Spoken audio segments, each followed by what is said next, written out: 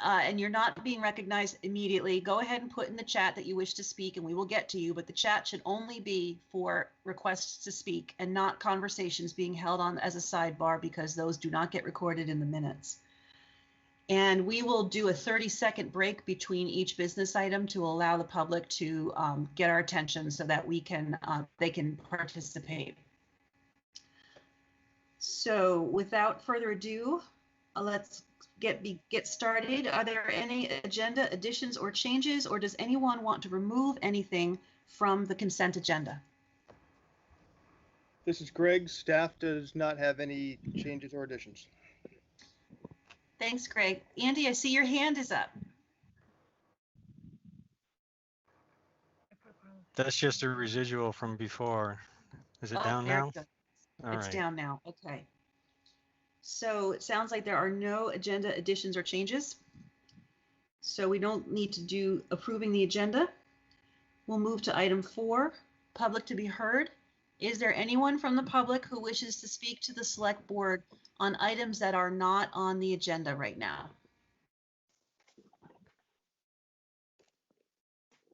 Yes, Jane Donahue Davis. Hi, Jane. Hi.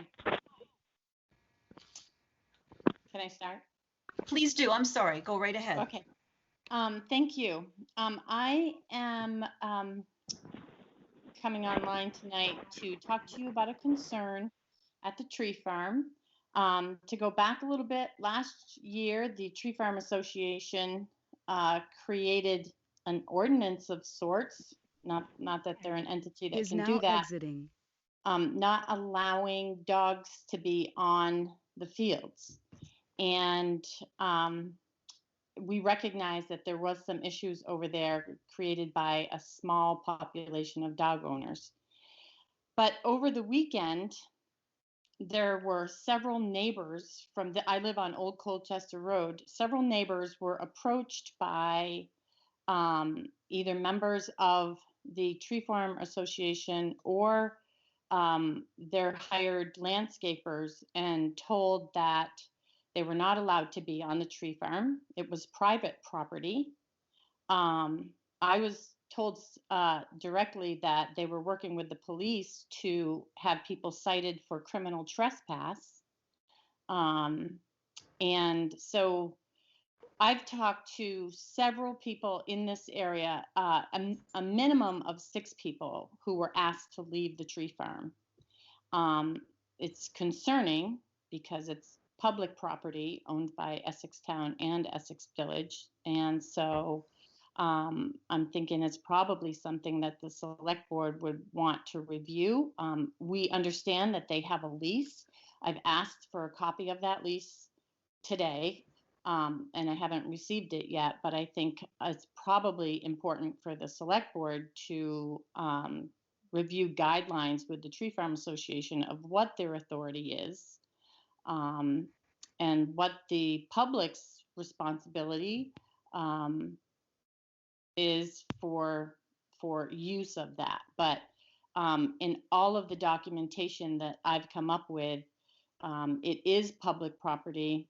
It when it was made available to Essex by the state, it was supposed to be accessible and unencumbered, according to documentation that I've seen. So the fact that people are getting kicked off because it's private property is concerning.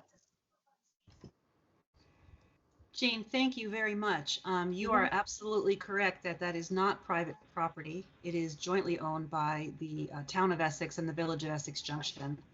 The tree farm has a management agreement to maintain the property and to run the fields, as you know, with soccer games. I would like the opportunity to review the lease and check in with the trustees and just find out if this issue has come up with the trustees as well, but we appreciate your bringing it to our attention and we will absolutely look into it. Okay, thank you. Thanks so much for being here. You're welcome. Does anyone else from the public have something to talk about that's not on the agenda? I see your hand up. I love this hand up, this raising your hand feature. If you remember to take it down after you're done. Don't want to grab up my hands. Yes, I have a brief comment, I guess, and I just want to note the unfortunate scheduling nature of this meeting. It coincides with a rather important school board district meeting where an $82 million budget will be discussed informationally. People will have the opportunity to interact with the school board. One of the school board members is even here instead of at that meeting. And I really think that it's a disservice to the community to schedule conflicting meetings that are important, especially with all the items on the agenda that are of quite import. That's really it. It's a bit of a concern for me. I know that this could be easily rectified by simply recessing until tomorrow, or postponing or adjourning. I wish it would have been thought through a little bit more carefully prior to scheduling.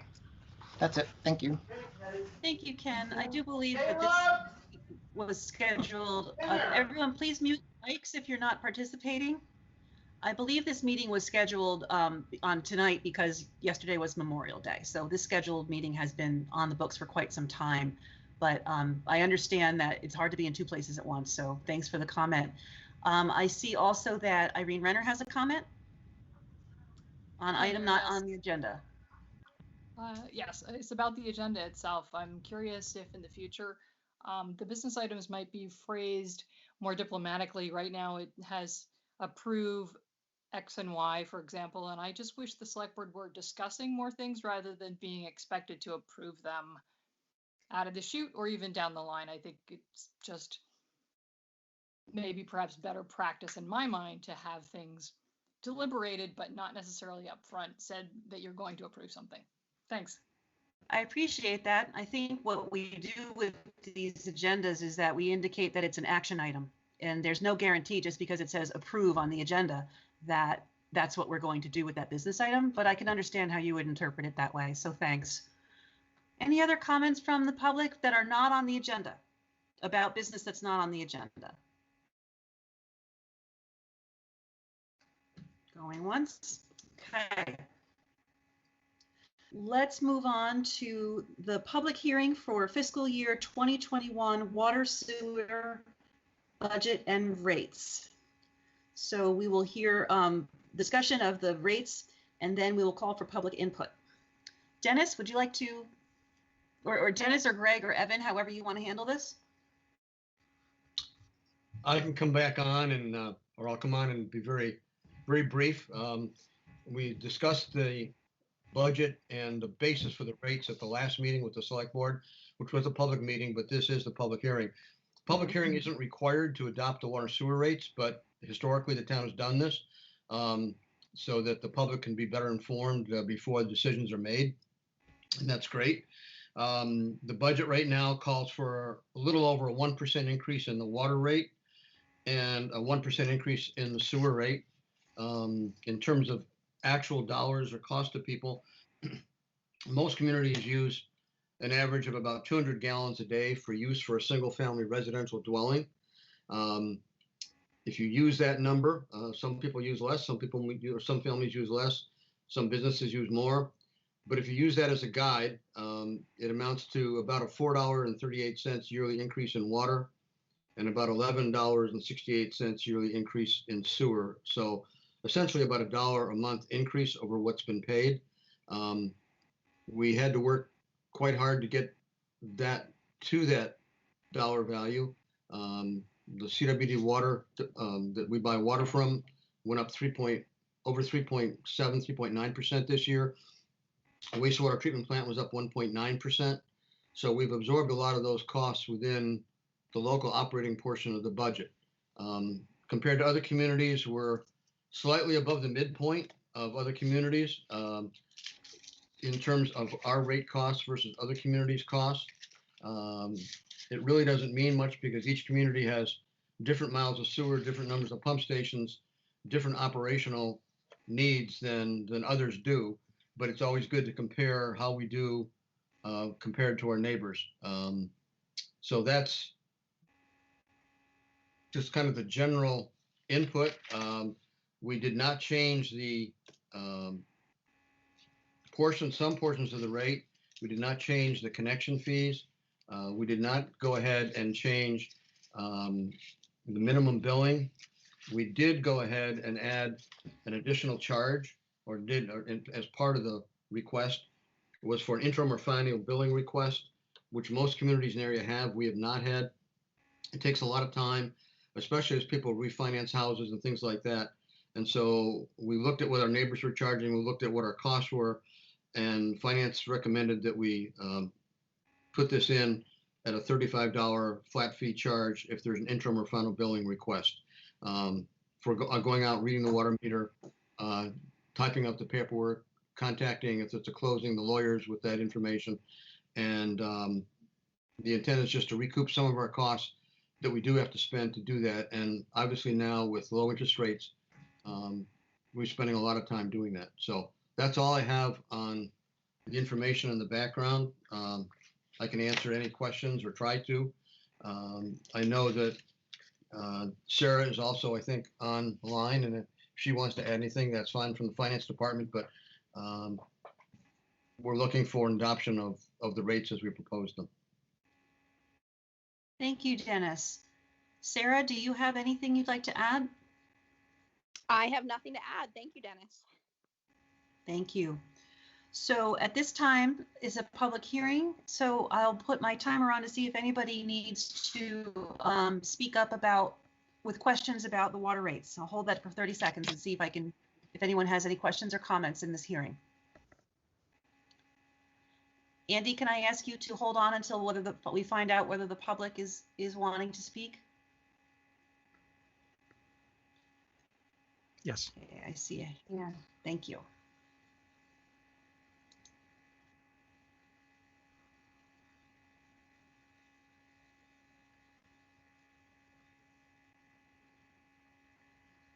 Okay, hearing no requests for speaking from the public, Andy, or I would like to take a motion to close the public hearing.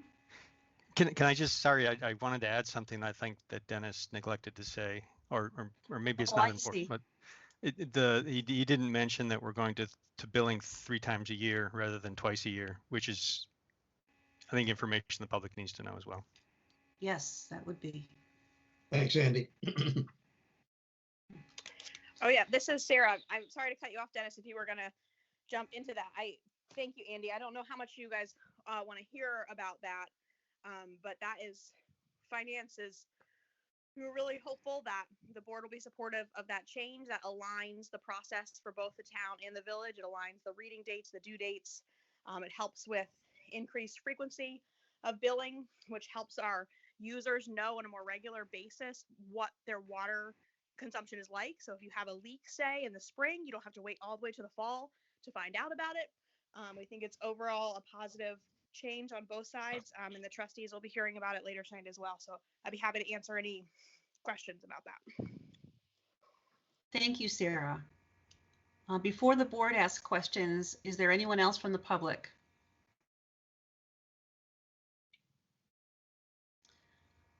I will accept a motion from a board member to close the public hearing. Motion to close the public portion of this hearing. Thank you, Pat. Is there a second? Second that. Thank you, Vince.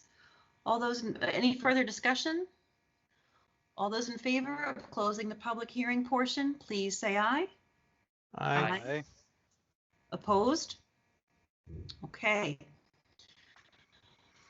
Board members, do you have questions about this? Sounds like a no. I have one question. Sarah, can you just give us a quick overview of how the public will be notified about the change in the billing frequency? I would be happy to do that, Elaine. Thank you. Thank you. So the users, water and sewer users in both the town and the village should be expecting to see bills hit their mailbox by the end of May. We're looking at May 29th, due at the end of June. That's a normal billing. It's we got a little bit off with COVID, but it's about 6 months usage on the town side. And then the normal course of things, they'll receive another 6-month bill this fall. That's going to continue on as planned. That's going to be billed on November 15th, on or about November 15th. It's going to be due on December 15th. That bill will again be 6 months of usage only. And that bill will contain an insert on both sides explaining the change that we've made, what that's going to look like, what they can expect, who to contact with questions. And then from that point forward, instead of being billed in May and November, the bills are going to be in March, July, and November. So November, March, July, November, March, July, onward. So that's the plan. And will you be putting this in Front Porch Forum or on Facebook, a press release, that kind of thing, so people know? Yeah, so all the bills are going to get their letter in the fall for sure. We're going to add it to the website. I'm sure we can also post it on Front Porch Forum as well. But we're intending to make the announcement coincide with the fall bill, which will be the last of the like normal billing. Okay. Sarah, thank you very much. You're welcome. And Dennis, thank you also. Thank you. Board members, do you have any further questions or comments before we move on to business item 6A? Pat? I actually really appreciate the change to 3 months, or excuse me, to 3 times a year. The 6-month water bill can sometimes be a little shocking, especially if I filled up my daughter's pool over the summer. So being able to kind of cut that down, it may not seem like much, but getting it 3 times a year, I think is going to be well received by the community. Great. Anyone else?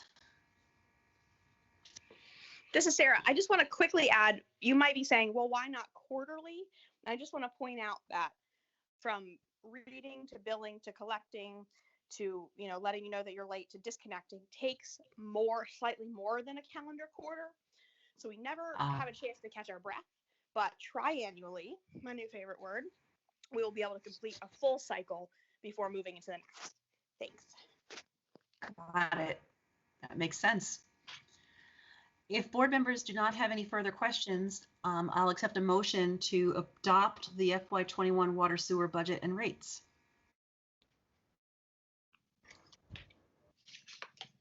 Andy? So do you need the entire thing read? As we've. What have we got? Yeah, I think it's that what we've done before. Yeah. Yeah, I think so, Andy. All right, I move that the Select Board approve the proposed budget as submitted, resulting in the following changes to the rate and billing structure. Water rates and fees. Increase the water rate from $5.56 per thousand gallons to $5.62 per thousand gallons. Maintain the water initiation fee at $1,000 base fee per connection plus $5.73 per gallon per day of capacity. Set the water minimum charge per year at $180. Bill all water users 3 times per year starting after the spring 2020 billings. Charge a fee of $35 for interim or final bills. For sewer rates and fees, increase the sewer operating fee from $9.54 per thousand gallons to $9.64 per thousand gallons. Maintain the sewer initiation fee of $1,000 base fee per connection plus $10.30 per gallon per day of capacity. Bill all sewer users 3 times per year starting after the spring 2020 billings. These rate changes will be in effect on all water and sewer usage with the billing period starting after the spring 2020 billings. The interim final billing fee will go into effect July 1st, 2020. Second.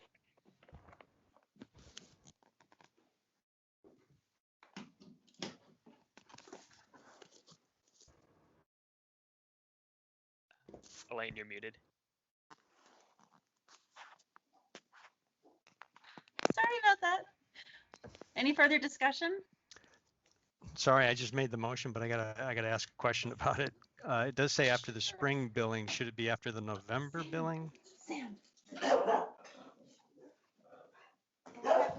Sarah? Yeah, I'm here. That's more accurate because the fall bill is going to be another 6-month bill. We were sort of going back and forth about the timing, and sounds like we crossed. So it'd be after the fall 2020 billings for both water and sewer. I think we should make that amendment. the motion. Pat, do you accept that amendment? Yes, I will accept it. Okay, thanks, Andy. Any further discussion? All those in favor, please say aye. Aye. Aye. Opposed? All right, moving on. Business item 6B, approve outside consumption permits. And I wonder if we should also lump item 6C in there, approve first third-class liquor license. Greg, will you lead us through? Yeah, I can speak to them all at the same time. So basically, as the agenda says, you have 2 applications for revised outdoor consumption permits, and you have 1 new liquor license application. The 2 outdoor consumption permits, one is for Park Place Tavern. They'd be expanding into an area that they had not used before for outside consumption. So if the board's comfortable with approving it, the recommendation is that it be approved contingent on the applicant obtaining a temporary use permit from the Village Community Development Department. In that case, the Village ComDev would be looking to make sure site circulation is okay, traffic flow is okay, parking is acceptable. On Tap Bar and Grill, they have had their outdoor consumption permit approved for the coming year. They usually have 2 areas of outdoor seating. When they were originally approved this year, they just had one outdoor seating area. They've since decided to open back up that second area that they usually have as well. So it's a revised outdoor consumption permit, but it's similar to what they've had in the past. And the new liquor license, it's a first and third class application for the Inn at Grace Farm. The police have reviewed all of the applications and are comfortable with their approval. And that's the gist, but I can answer any questions, and the chief is online as well if need be. Thank you, Greg. Does anybody have any questions or comments about these applications? Pat? So I guess my question is less about these applications, but you had touched on it with Evan just before the meeting started. With the governor's new orders, I mean, is that going to impact any of this, what we're signing out with outdoor consumptions or anything like that? I mean, I guess since I'm not really as up to date or familiar with it, I was wondering if you could maybe give us a quick 2-minute rundown of what change that might entail, if any at all, at the select board level. Yeah, I'll just give it super brief and then hand it over to Evan. So because restaurants have given permission. I'm good, thanks. How are you? Could you please mute your mic, whoever that is? Can someone text Annie and ask her to mute her mic? Thank you. Sorry about that. The governor gave permission for restaurants to do outdoor service, and in order to not, since bars don't serve food, but they're under the same restrictions as restaurants, they opted to allow bars to temporarily allow outdoor consumption, and the Department of Liquor and Lottery created a process for them to do that. And at that point, Evan, I'm going to let you take over. Well, at that point, they said as long as you have local approval to do so. So I think what they're trying to say to businesses, if you do need to expand because you're losing inside tables, you can move outside, which is encouraged. And if you are going to serve liquor out there, we are amenable to it, but you have to go through local control as well, going through our process. So that's what we're trying to do. We are also trying to do some outreach to local restaurants and bars and taverns to see if they are wanting of this and how we can expedite that process to them. Usually, if we don't have any, if they're an established business and we don't have any issues with them, their expansion into another area usually is based upon what's happening with their parking or something of that nature, and or if there's any issues previous with our police department and their service. New territory for all of us, but we are looking to try to expedite these as summer is now officially upon us with our first 90-degree day. Thank you, Evan and Elaine. I just wanted to make sure that we were still involved in that process and that it wasn't something that was circumventing the select board, by approval of that. So since it sounds like they still need to go through us with the Yeah. local control portion of things, then, it's just clarification in my mind. Thanks. Evan?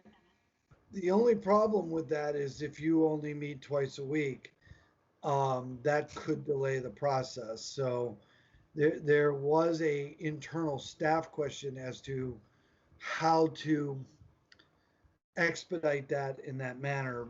We're not comfortable if it's a new license, but wondered if there was anything the board wished to discuss for an existing license.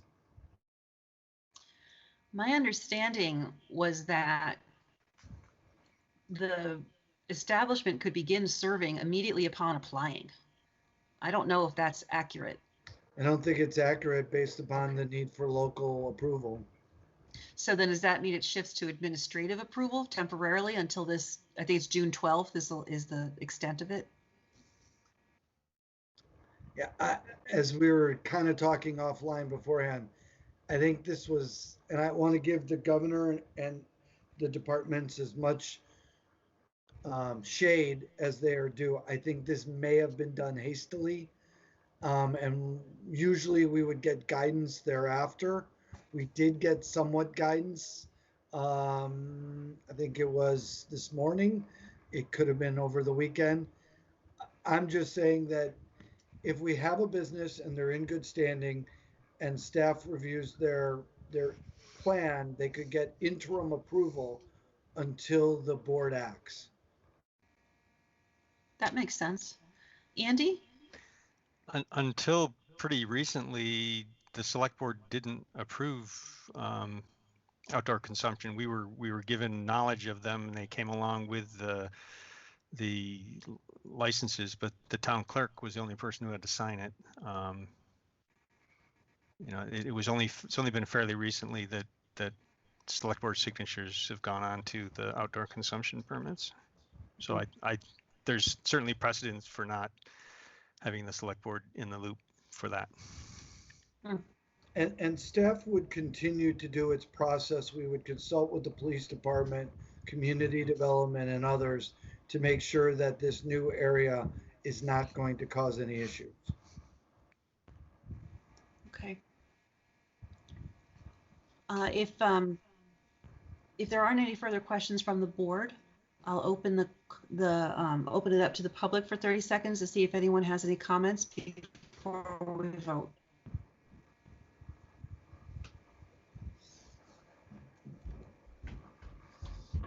Hello? Yes. Hi, this is Silvio Mazzella from Jewels on the Green.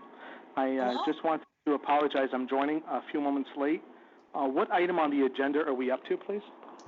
We are working on the items 6B and C, the liquor licenses. Okay, thank you so much.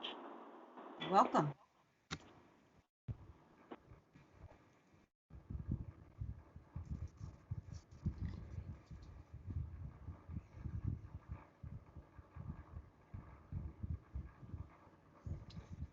Okay. Unless there are any further questions or comments from the board, I'll accept a motion regarding the approval of the permits. I'll move the approval of the revised outdoor consumption permit for SE and NP Inc. doing business as Park Place Tavern, contingent on the issuance of a temporary use permit from the Village Community Development Department, and Kanz Corp. Doing business as On Tap Bar and Grill. And further approve the first and third class liquor license for Grace Acres LLC, doing business as the Inn at Grace Farm. Thank you, Pat. Is there a second? I'll second that. Was that Andy. Andy? Thank Yes. you, Andy. Any further discussion? All those in favor? Andy, did you have something? Yeah. The Grace Acres, they're only leasing a kitchen in Essex. They actually don't have a business. This is for catering. it's kind of I just want to make sure I understand what the situation there is. There's no Inn at Grace Farm in Essex, right? They're just using a kitchen here, and which drives them to have a license in order to do catering at other locations, right? Is that right? Greg?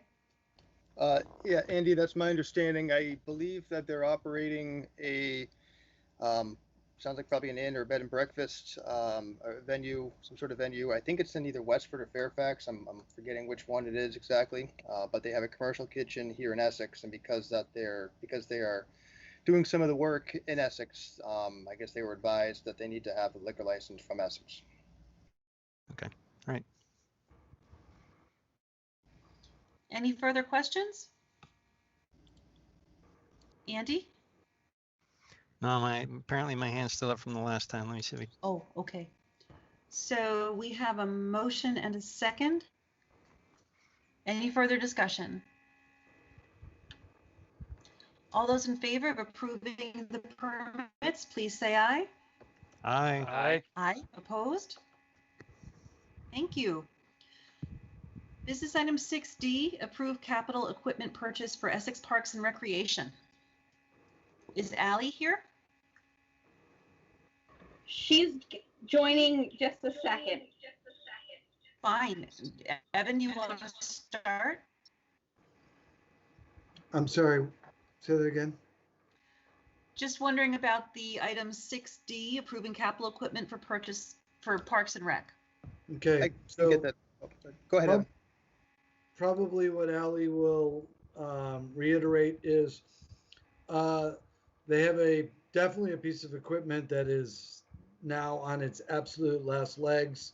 What they're looking to do is, and we also have 3 summer help that normally try to keep up with all of our lawn care stuff. And so trading in equipment to be able to have enough equipment to keep up with the amount of fields that we're doing. We got some good pricing from CCR Sales and Rental, I believe it is. And this is budgeted out of the capital park equipment reserve fund. Okay. Has Allie joined us? Is there anything extra she'd like to add? Okay. We had a believe little communication, and I actually, she's heading upstairs to log on now if you had questions for her. Andy, I believe you had some questions on this item. Andy, go ahead. Yeah. Uh-oh. My mute's going on and off by itself. Okay. Yeah, the questions that I had, and one was answered.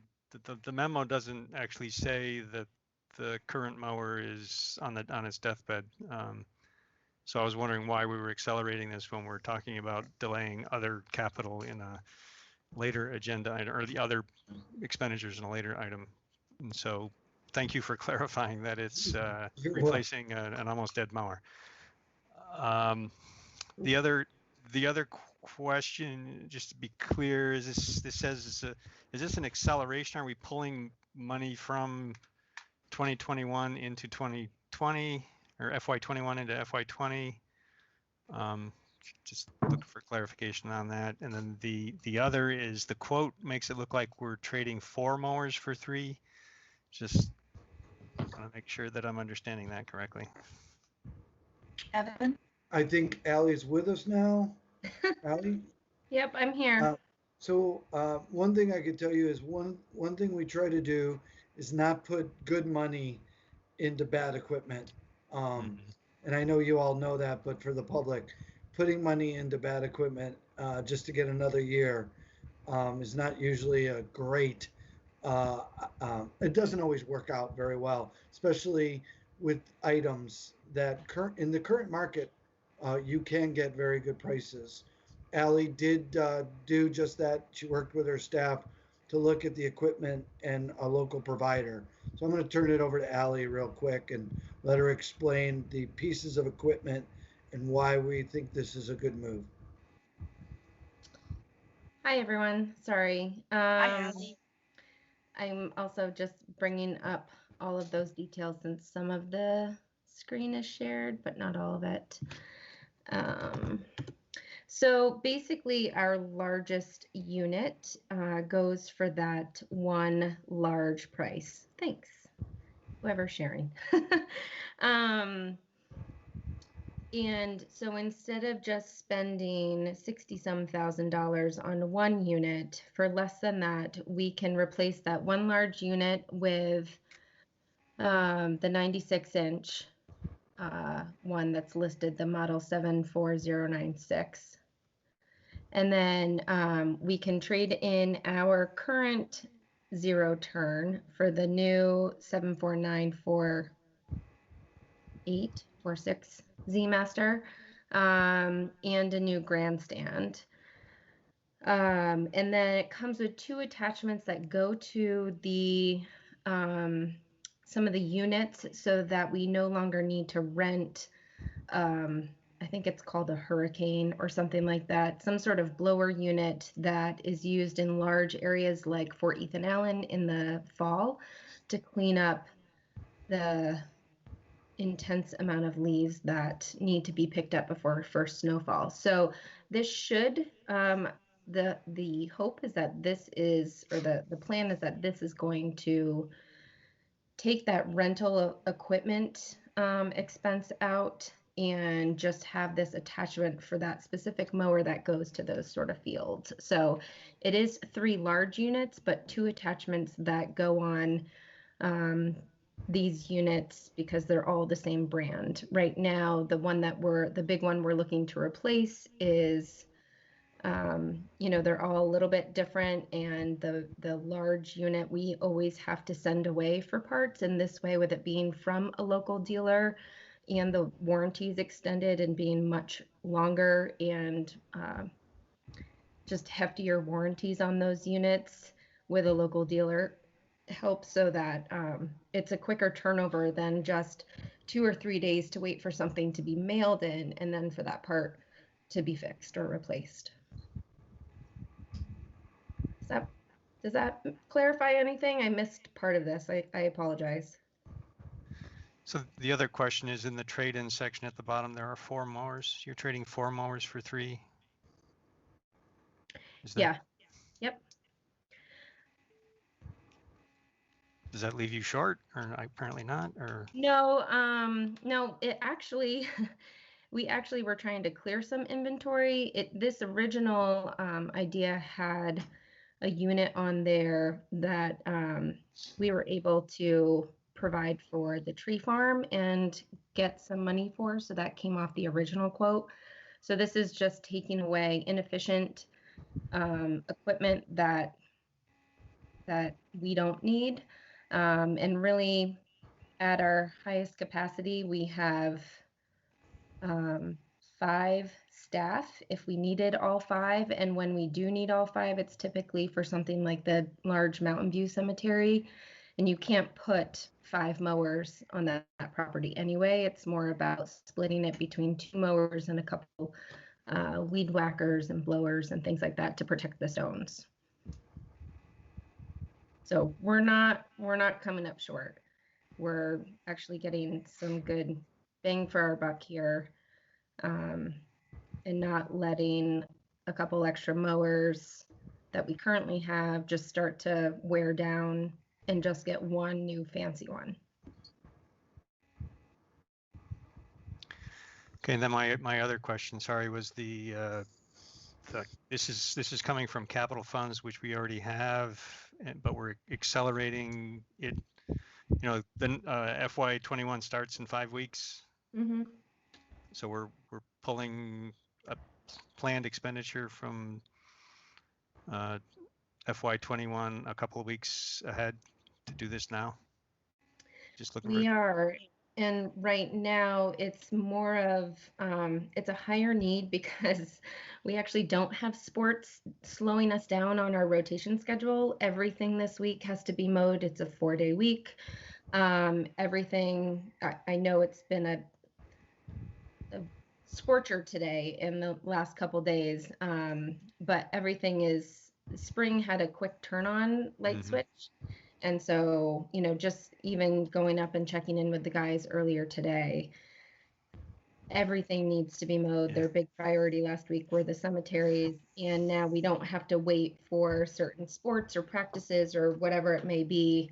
They can just start attacking everything a little bit quicker.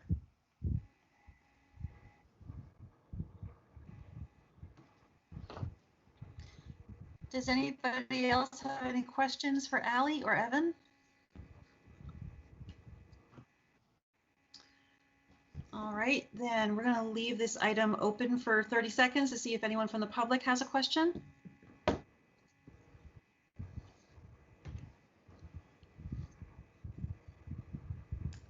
Hi, I have a question. Sure. Your name, and could you tell us your name, please? Yep, Patty Davis. Thank you.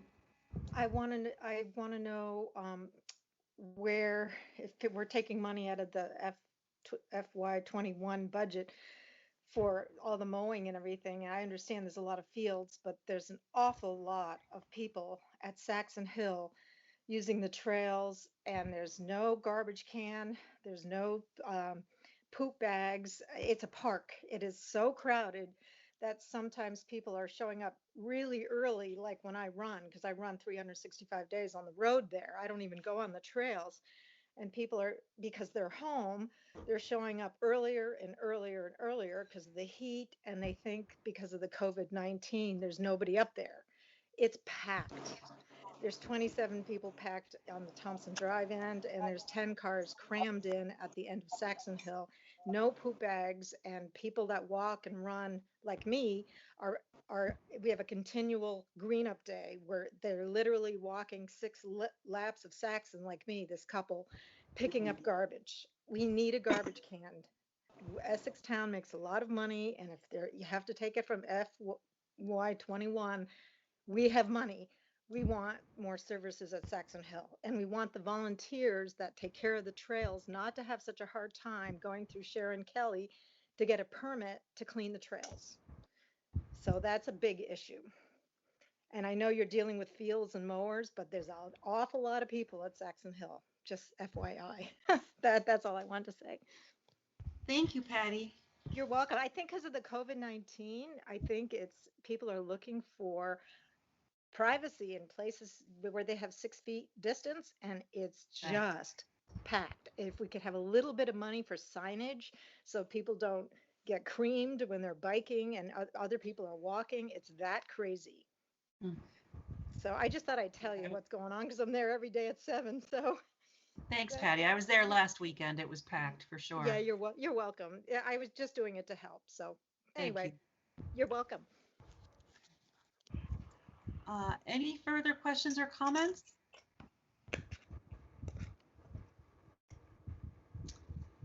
Hearing none, if board members don't have any further questions or comments, I'll take a motion to approve the expenditure. Would a select board member like to make a motion to approve the purchase? I move that we approve the capital expenditure on the mowers as presented. Thank you, Vince. Is there a second? Second. Sounded like Pat. Any further discussion? Andy?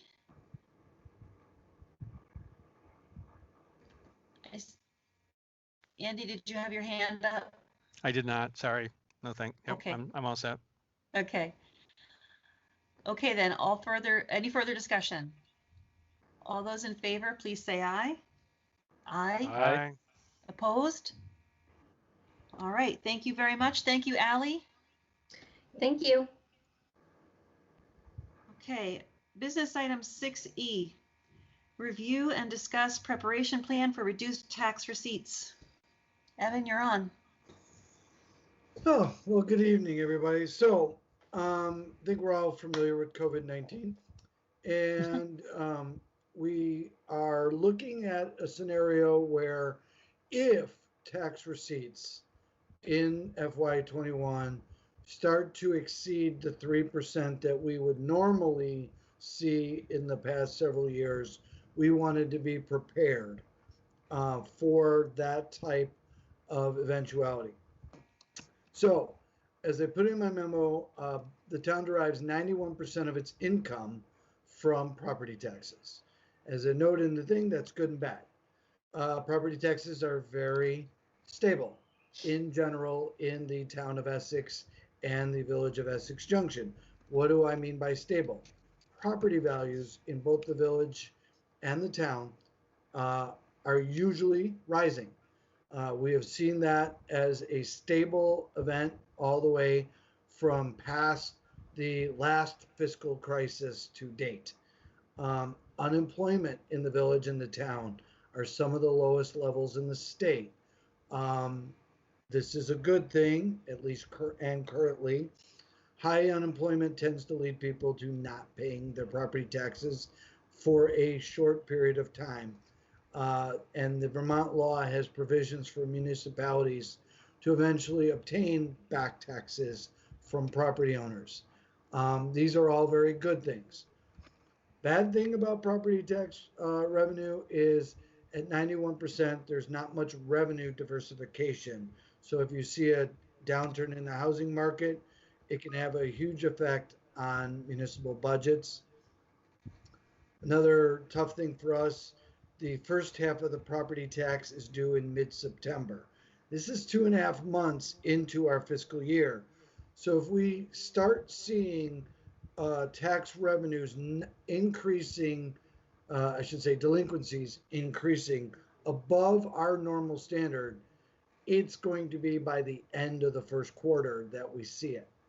So we want to be prepared with some ideas of how we would address this issue, even though the board has just approved a new budget for FY21 and a new tax rate that goes with it, as well as should the select board wish to reduce that tax levy based upon the new state law that allows them to do that without revoting from the electors of the town, being the electorate.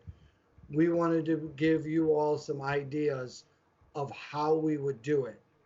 We did not want to reduce services to our residents, but things that are a little bit more fungible for us are vacancies in open positions and capital, as well as conferences and any travel that was in the budget, and some miscellaneous items to get us to a level.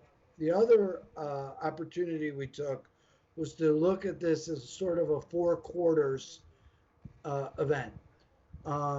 Usually you get your tax receipts, and depending upon the time of year, you would be spending money starting basically July 1 on roads, bridges, capital, paving, because of the short season. We also have some equipment purchases that can wait. And so with that, we presented this list to let you all know we did this in conjunction with the town and the village, even though the village is made 100% whole by the town and by state law. But we wanted to look at it sort of as a whole teamwork type of event. And so that's what we have presented for you tonight. I'd like to thank Sarah, Greg, Travis, and all the department heads for all their diligent work on this project so that you all would have options.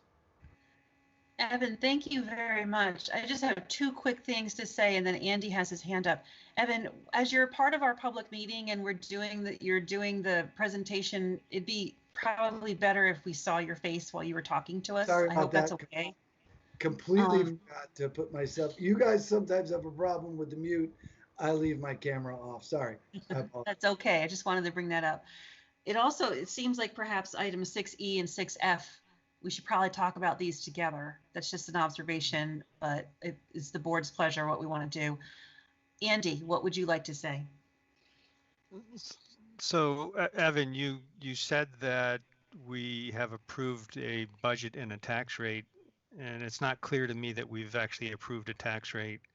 I'm sorry, no, yeah. Yeah, our warning is always only includes a budget number. We don't have a approve such and such a budget with such and such amount being collected as taxes. I know the village's article always says, and so much to be collected from by taxes. We don't do that. So it's I think we have a little more freedom in that respect to set the tax rate where we choose to. I apologize, I misspoke. You did not set the tax rate, you set the budget. If it's all right with the board, I'm wondering if we also ask Sarah to make her presentation regarding item 6F. They're interrelated. Would that make sense, board members? Yeah, that's fine by me. Yep. Yep. Sure thing. I'm happy to do that. I do just want to say, as we start off, Elaine and everyone else, I have challenging connection issues, so I am going to opt to leave my camera off. I have you all off as well, so in case you're wondering why my face isn't popping up on the screen, it's so that you can still hear me while we go through this. I appreciate that, Sarah. Thank you. You're welcome. So like Elaine said, correct, this memo is really just a continuation of Evan's memo, and it hits on a few of the points that we really want to focus in on around budget issues in light of the changes to our world as a result of COVID-19. Recent legislation has allowed elected boards to make a few changes if they wish to do so, which is fantastic. It gives us some flexibility in our response. I do think that I'm going to start here on my bullet list with number 1, but the one that I think we have the ability to really make the greatest impact to the greatest number of residents is when we get down to number 2, when we talk about how we want to go about setting the tax rate. So in number 1, the legislation allows the elected boards to change the property tax due dates and waive or reduce penalty and interest. After talking with Evan and Greg and others internally, staff recommends that we leave certainly the due dates intact, and that we also maintain the Board of Civil Authority, the statutory abatement process, as the process by which folks who would like to appeal their property tax, not appeal, but need to go in front of a body and ask for some sort of, sorry, the words are escaping me right now, but we want to maintain the structures we have in place. It's been the structure up until this point. It will be again, and we think that maintaining consistency is going to be helpful in the long run. This is totally up for discussion with the board. I did put an example in there last year. If we had reduced the penalty, say, to 6% from the 8%, we would have seen the penalty revenue go down by about $30,000 to give you a feel for dollar amounts that are attached to these decisions. Any change to penalty or interest does have a monetary impact, and then we would just have to figure out how we are going to fill that hole, whether it be through use of reserves or through reducing expenditures, which we've talked about internally, in the list of things that we've discussed is attached to this memo.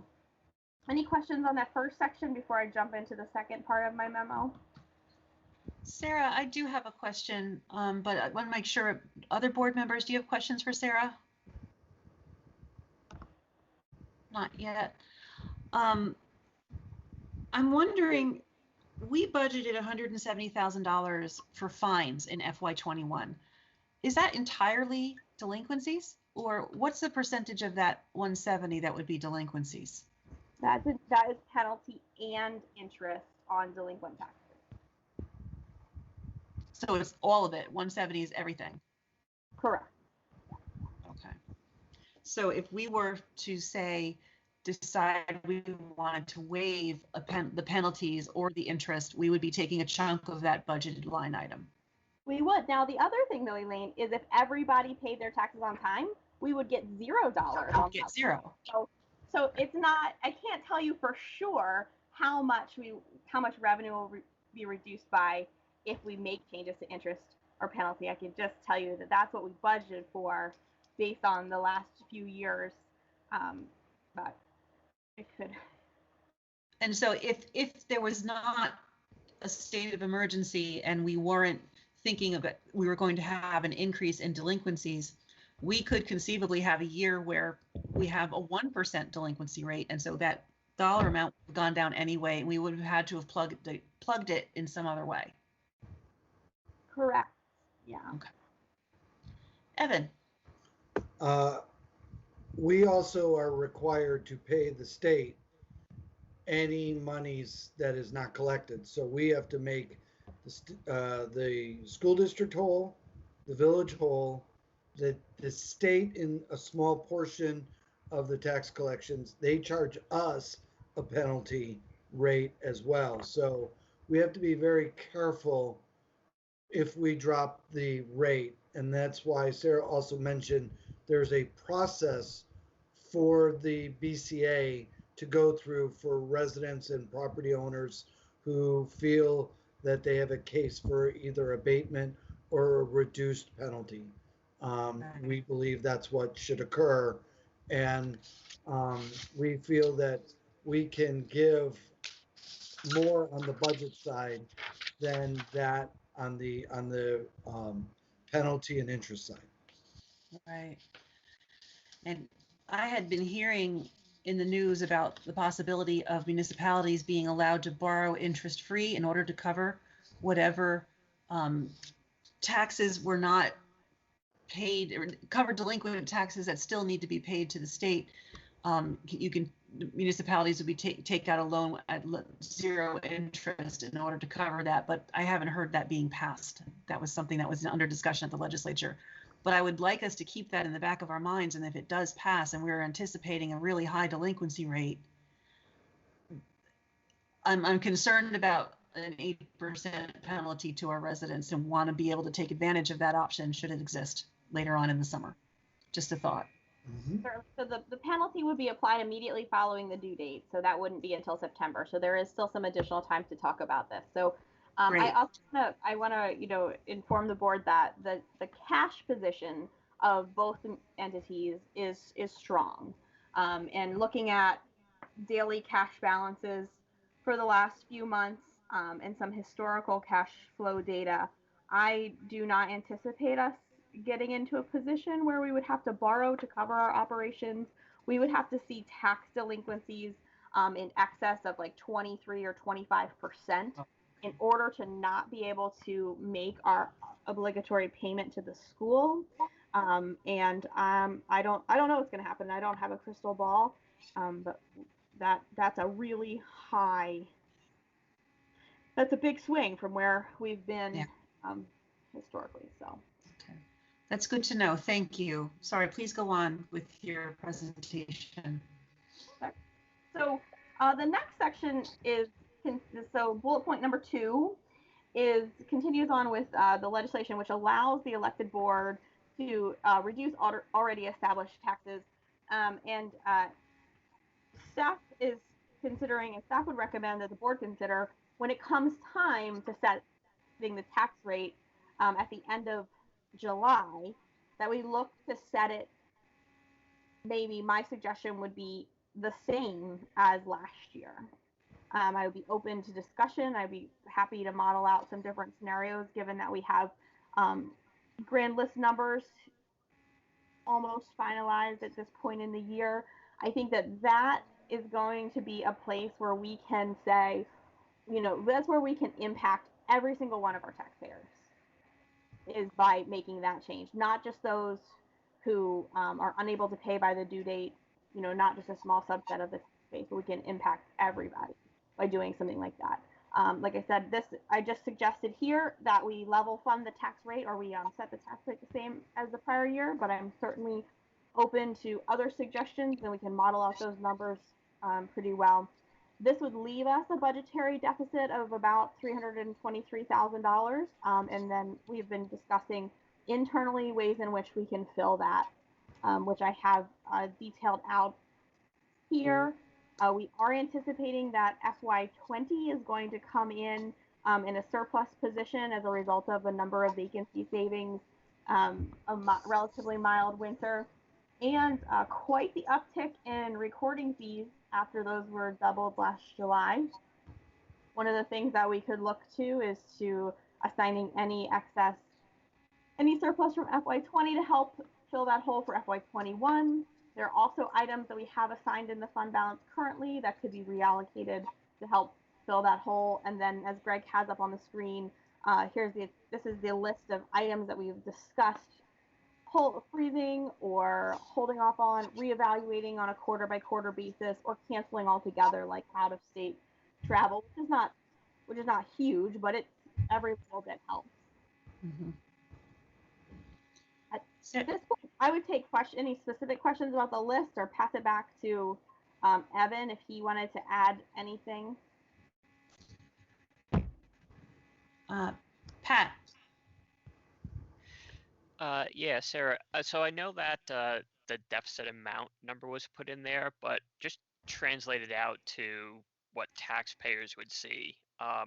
Do you know, like, approximately what that would be? Like, we usually say, off of a typical $280,000 home, you would see a reduction of, $30 a year or whatever it is. Do you know what that breakdown would be so that we could tell people?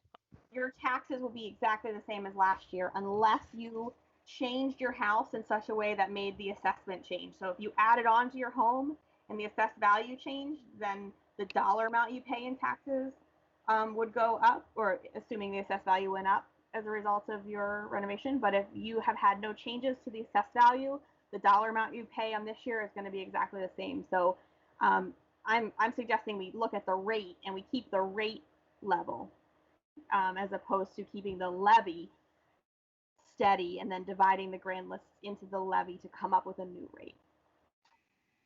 Of course, that makes obviously total sense once you point it out. And then the second thing, this is probably, I don't know if this is more of a Sarah question or maybe an Evan and Elaine both. Do we have an idea of what our, like, Essex's unemployment situation is looking like now? I know that, we're doing a lot of anticipation for, what we may be getting for, late tax collection in the fall, but we might be able to pull, or at least, might be able to get a better idea for what that is if we know what sort of percentage of our community is impacted by unemployment.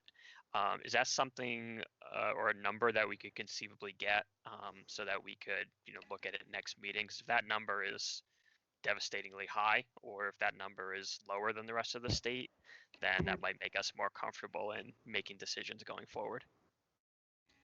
So Pat, the unemployment rate for Essex was 2.2 in March. I can look up April's figures tomorrow at work and let you know whether April has ticked up at all. Unless we have those numbers readily available, Evan, I'm not sure that we do. I don't. So 2.2 is, for example, in the 4 months prior to March, we had 1.9, 1.8, 1.9, and 1.6. So, it is ticking up the littlest bit, but it may be higher in April because of restaurants and service companies. So I'm happy to look into that and get that number for you. Yeah, like, I would be interested to know if it went, from our 1.6 to 2 and then all of a sudden jumped to 6%, then, obviously there would be some concern there. Yeah, for sure. Okay, making a note for myself. As you can Vince imagine, or Andy? Oh, go ahead, Evan. As you can imagine, it's very hard it's hard for anybody to lose their job. It's also harder to guess 3 months in advance what you might see as, I don't even want to joke about economists and forecasting, like weathermen. It is very hard when it's not something that you could be right about 2 or 3 months in advance, not knowing what's going to be open, what level it'll be open at, etc. But we tried to take some of that into account, that some of what we're proposing to you is, we think it is going to uptick.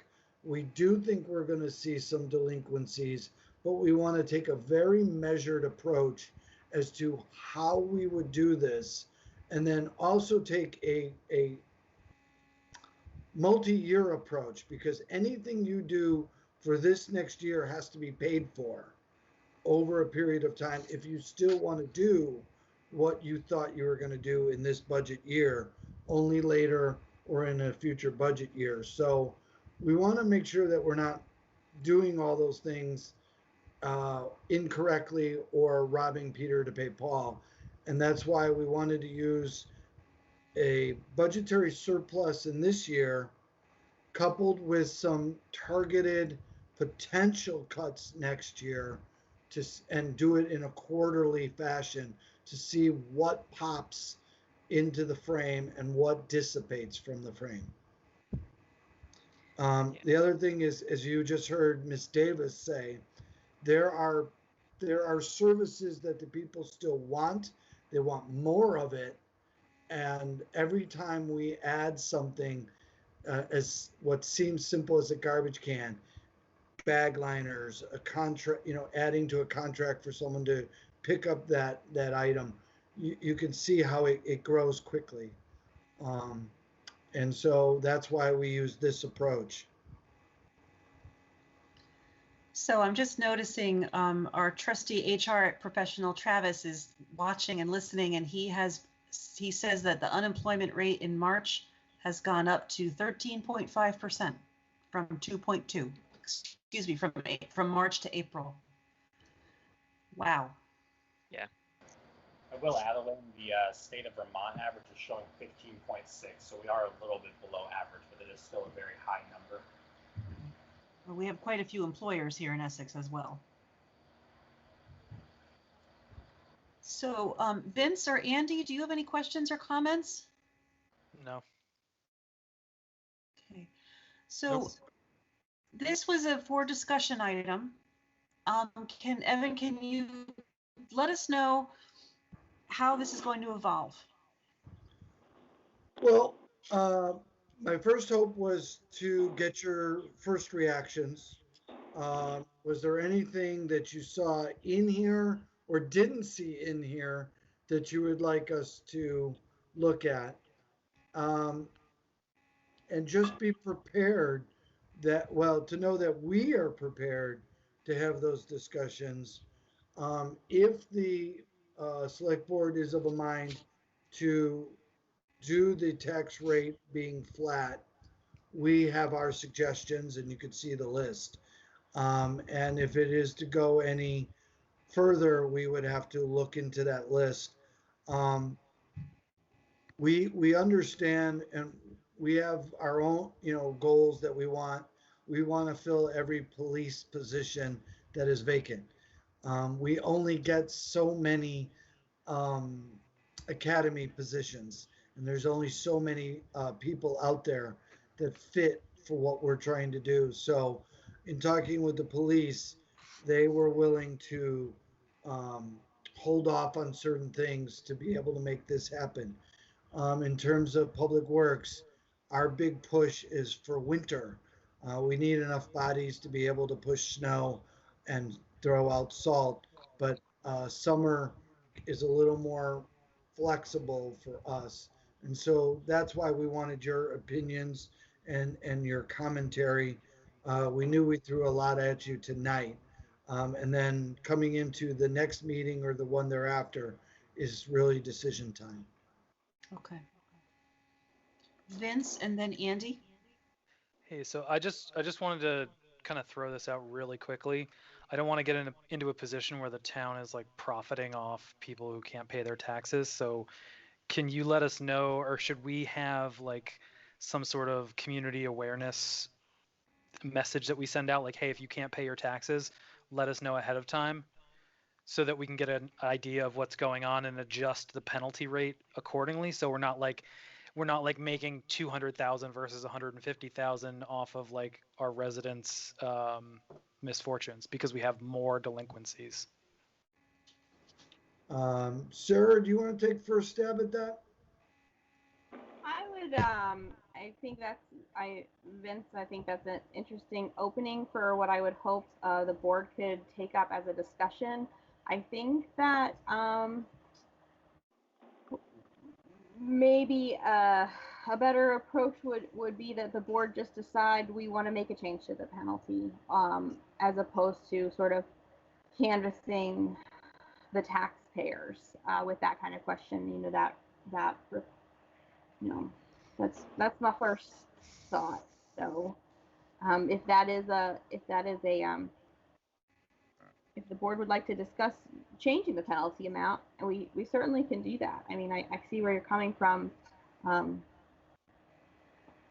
sure. That's it. Well, and I'll take second stab.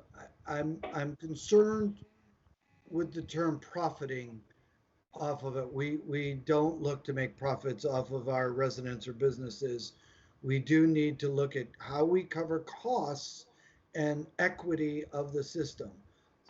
So I don't want to go too deeply into that.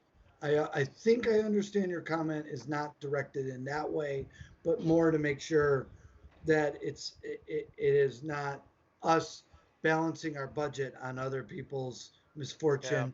Yeah. I will take it that way. We do very much take that seriously, but you have to think about the 8,000 parcels. If 7,000 pay on time, then the 1,000 who are not paying on time, if there is no penalty, then there is no impetus for them to make us whole. And there are other avenues that people are able to go through. And again, if we are paying that same penalty to the state at 8%, then everybody else is paying for people not paying their taxes. So we're always playing a balance.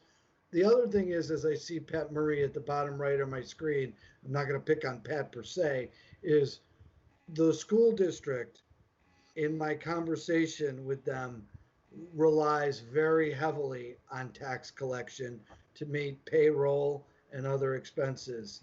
They too are waiting on the town to, and we are statutorily obligated to collect those taxes and remit them within 20 days to the school district. So we're not in this alone. We do things because of our obligations as well. And a loan is an interesting thing, but it still needs to be paid back. So those are just some items, but I take your comments seriously, and we will take a look at what can be done within the numbers we presented. Thanks, Evan. Andy, is it okay? Sarah, is your question in response to Vince's comment, or is there? I wanted to just pivot slightly from what Evan said. We do, may I? Yeah, go ahead, and then and Andy can. Thank you, Andy. We do budget revenue for penalty and interest, which means in a place where we present to you and the voters a balanced budget, if we, let's say in the future, decided not to do that, we would have a sizable revenue hole that would be filled with property taxes. So everyone else's property tax rate would increase to fill that. So just so you know, Vince, if those went away, and everyone as well, I don't mean to pick on you, but you asked the question. If those items did go away, let's say in future years as well, the budget would still need to be balanced, and it would be balanced on the back of the property tax rate. That's all I'd add. Gotcha. Thank you, Sarah. Andy. Yeah, so my question is relative to timeline. We usually don't set the tax rate until after grand list closes at the end of the fiscal year. So I assume we're looking for a July decision for what we want to do so that the bills can go out in April. Is that the Or not That's April, fine. August, sorry. That's correct. I anticipate coming to you on the July 28th meeting to set the tax rates at the very latest. Right, okay. Okay, thank you. All right. Any further questions or comments on either item 6E or 6F? They were discussion only, so there's no voting for this. Okay, we're going to leave it open for 30 seconds to see if anybody from the public has a question or comment.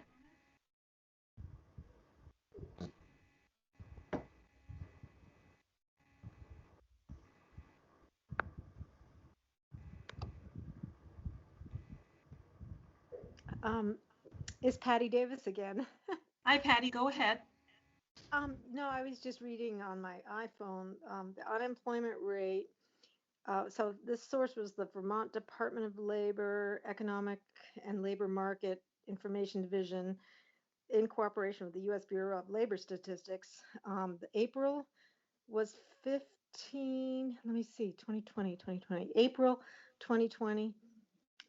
Yes, it was 13.3%, but then it said April 2020, 15.6%. So they give two numbers there. So I don't know what the other person said. Did they say 13 or 15? I think the 15% figure was for the state, Patty, and the 13% figure was for Essex. Okay, yep, 13.3 for Essex. Okay, got it. I was just looking it up while you guys were talking about it. Thanks. Okay, next item 6G, approve revisions to Town of Essex personnel guidelines. Travis. Yep, let me get my camera on here.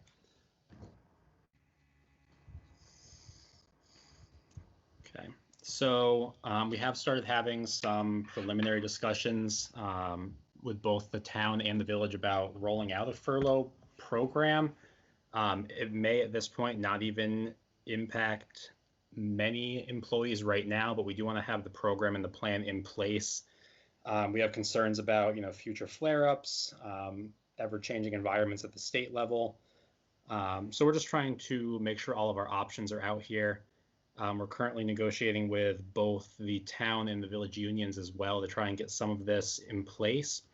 But in talking to town legal counsel, our personnel manuals in both the town and the village were silent on the term furlough. They both had layoff language.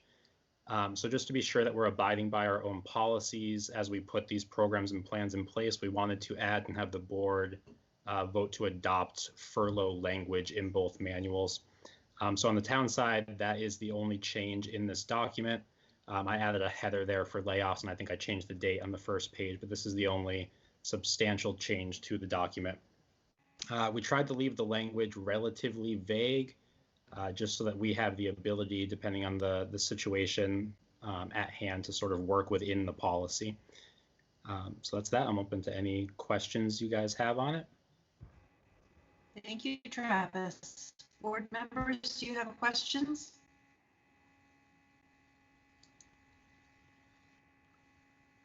Andy. As long as we've got this document open for consideration, on page 16, there's a list of holidays. And in 2019, the state of Vermont changed Columbus Day to Indigenous Peoples Day. Can we make that change as long as we've got this document under review and update?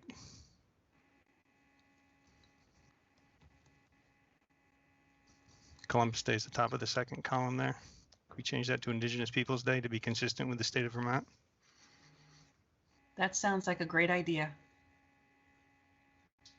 Yeah, I'm fine with that. I can say, we should do it to the village regs as well, which we can talk about, or I can talk about at the trustee meeting just for alignment purposes.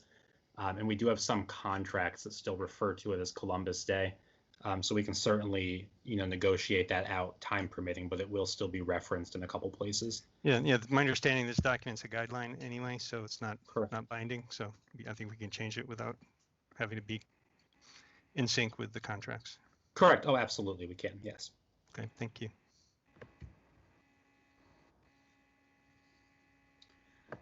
Any further questions or comments from board members?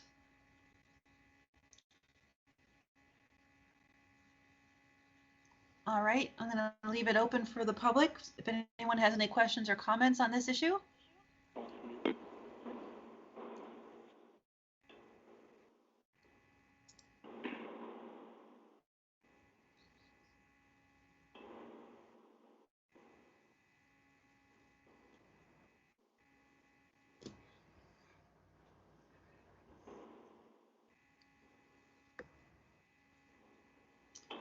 Okay, hearing none.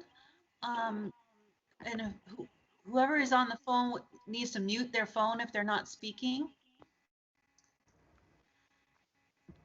Can I get a memo, a motion to approve the proposed revisions with the addition of Andy's change? Andy? Andy's on mute. Andy, you're going to need to unmute yourself. My apologies. I raised my hand but didn't unmute myself. I'm sorry. That's okay. So it says accept here. Just want to make sure that that's what we're intending to do. We're accepting the proposed revisions. Right. So anyway, I move that the select board accept the proposed revisions to the Town of Essex personnel guidelines, including changing Columbus Day to Indigenous Peoples Day. Thank you, Andy. Is there a second? Second. This is Greg. Can I jump in? Matt? The accept can actually be adopt. Sure. Because it's not a new policy, so by your rules and regs, you could actually adopt the changes right now if you're willing to make that amendment.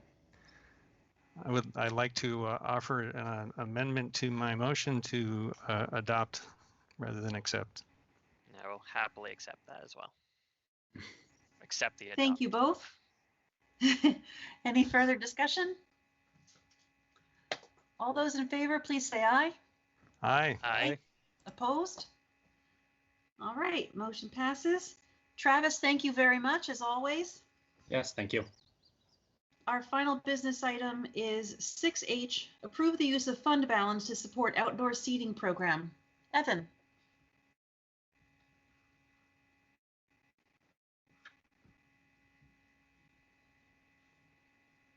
Or Greg.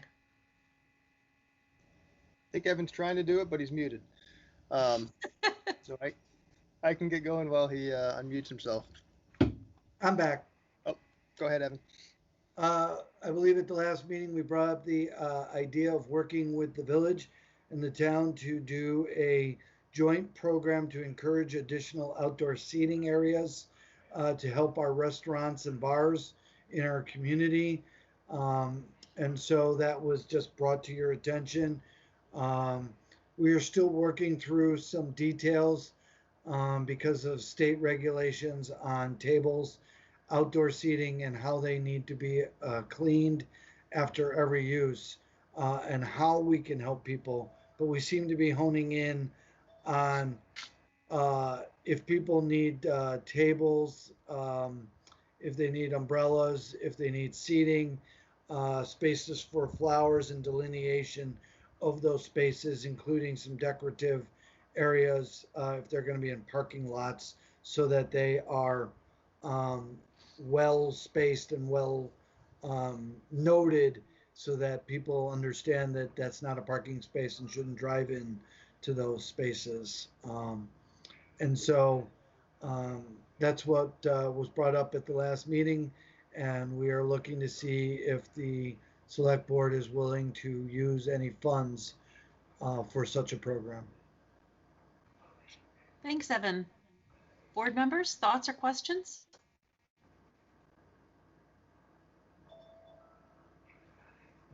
Okay, I'll go. I'm a little, I think this is a great idea, and I really appreciate the thinking about supporting our restaurants and food service businesses, and particularly with the ability to allow them to use right of way and to do whatever it takes to get them to have outdoor seating. I think that's great. And changing the rules regarding right of way so that we can let that happen is definitely our role. I'm wondering whether, however, our role is to buy tables and umbrellas for businesses. I'm wondering instead if this should be something like a grant where each business can use that money to buy tables and umbrellas, but they choose what they buy and they keep what they buy. I'm not sure why we want to own $25,000 worth of umbrellas and tables. That are we taking them back at the end? I'm not sure how that would work. It seems to make more sense to me to be less labor intensive, to let the businesses choose what they need, suitable for their space and suitable for their appearance. And we just provide the funding for that and put limitations around it, that they have to use it for tables and use it for umbrellas and outdoor garbage cans or whatever. This just seems a little bit more work than it needs to be.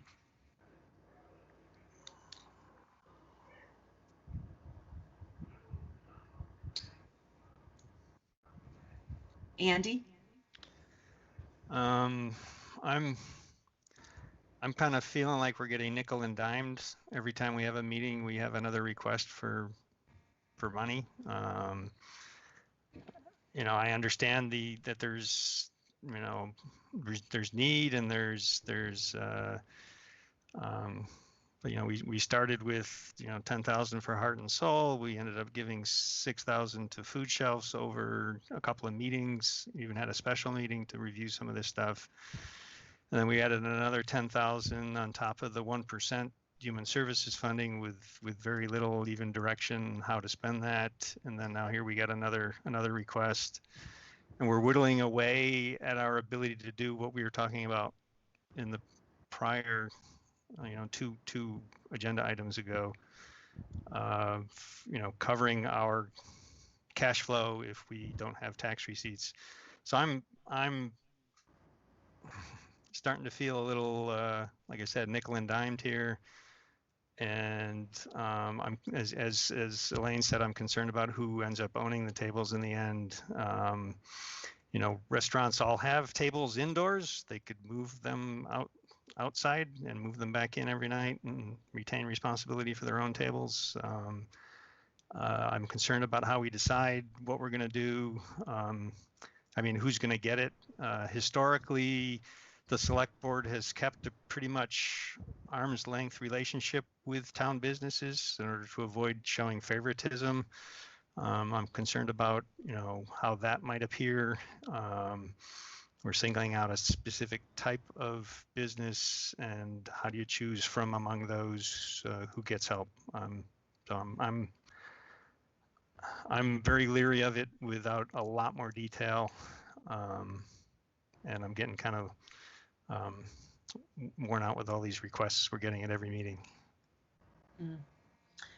Pat and then Vince.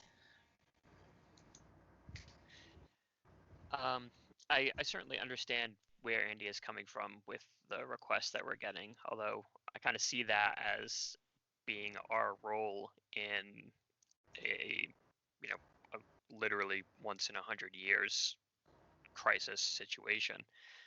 You know, as the local governmental entity, you know, I think that we are probably best positioned to respond to the needs of our local community. And portions of, I think, what they would be looking at, and please correct me if I'm wrong, Evan, but wouldn't parts of this be reimbursable through, I know VLCT has been asking us to keep receipts for most of the expenditures for COVID. Would something like this fall under that? Because, you know, or would this fall outside of it? I know some clear things are like PP, you know, protective equipment for, you know, the usage of our staff and stuff. But for items like this, would that count, or could this conceivably be reimbursed, or do we not know yet? I'm going to leave that to Sarah because she's been attending some of the seminars on this, and I think her hand was up. It was. I put it down. Unfortunately, Pat, this is not going to fall under the FEMA funds. That I'm not sure if that's what you're referencing, but that's the one that I've been on most. FEMA is only going to cover, you know, things related to keeping our employees safe in buildings that we own and that we have an obligation to keep running. And so this would not qualify for that. I'm not sure if there are other programs that are going to come up or become available. Some of the ones that I've heard about recently at the state level are around childcare and recreation programming, summer camps, and stuff like that. But I do not see anything that would cover a program like this. Although there were some maybe community development things happening that we had talked about. But my reaction would be no. I hope I'm wrong. Okay.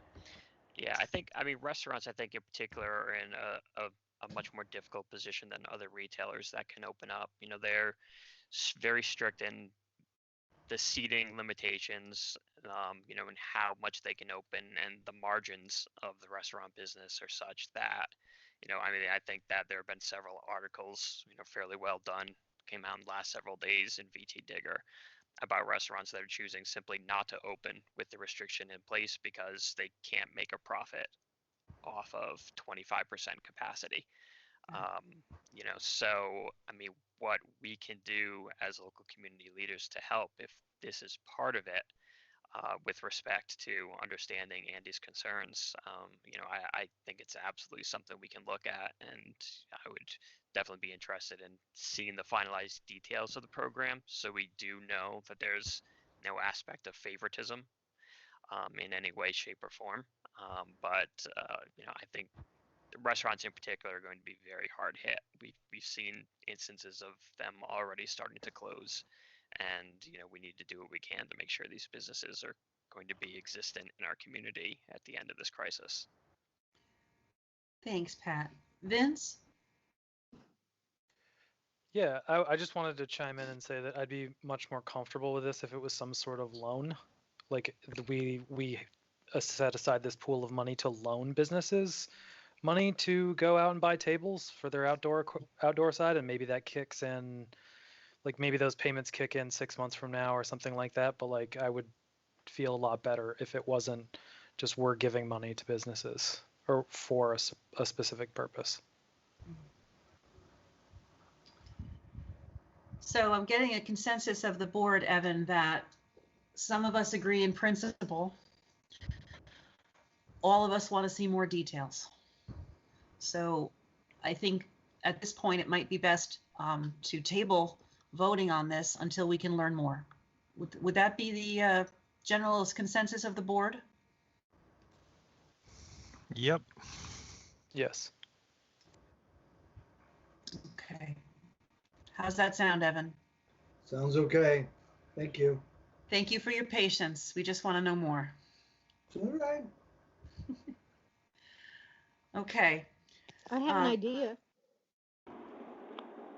So if board members don't have any further questions or comments, I'll leave it open for 30 seconds for the public to weigh in. I have an idea. It's Patty Who Davis. is speaking, please? Thank you, Patty. Patty Davis. I know it's crazy, but I think it'd be a great idea. The idea stems from San Francisco. They had this huge park. It was just open grass, and they actually drew, white circles, with that, that dust paint they use for running races, when they mark the course. And they made these big circles, and they were 6 feet apart, and it was a huge area, like the size of Essex Way, the Essex Experience parking lot.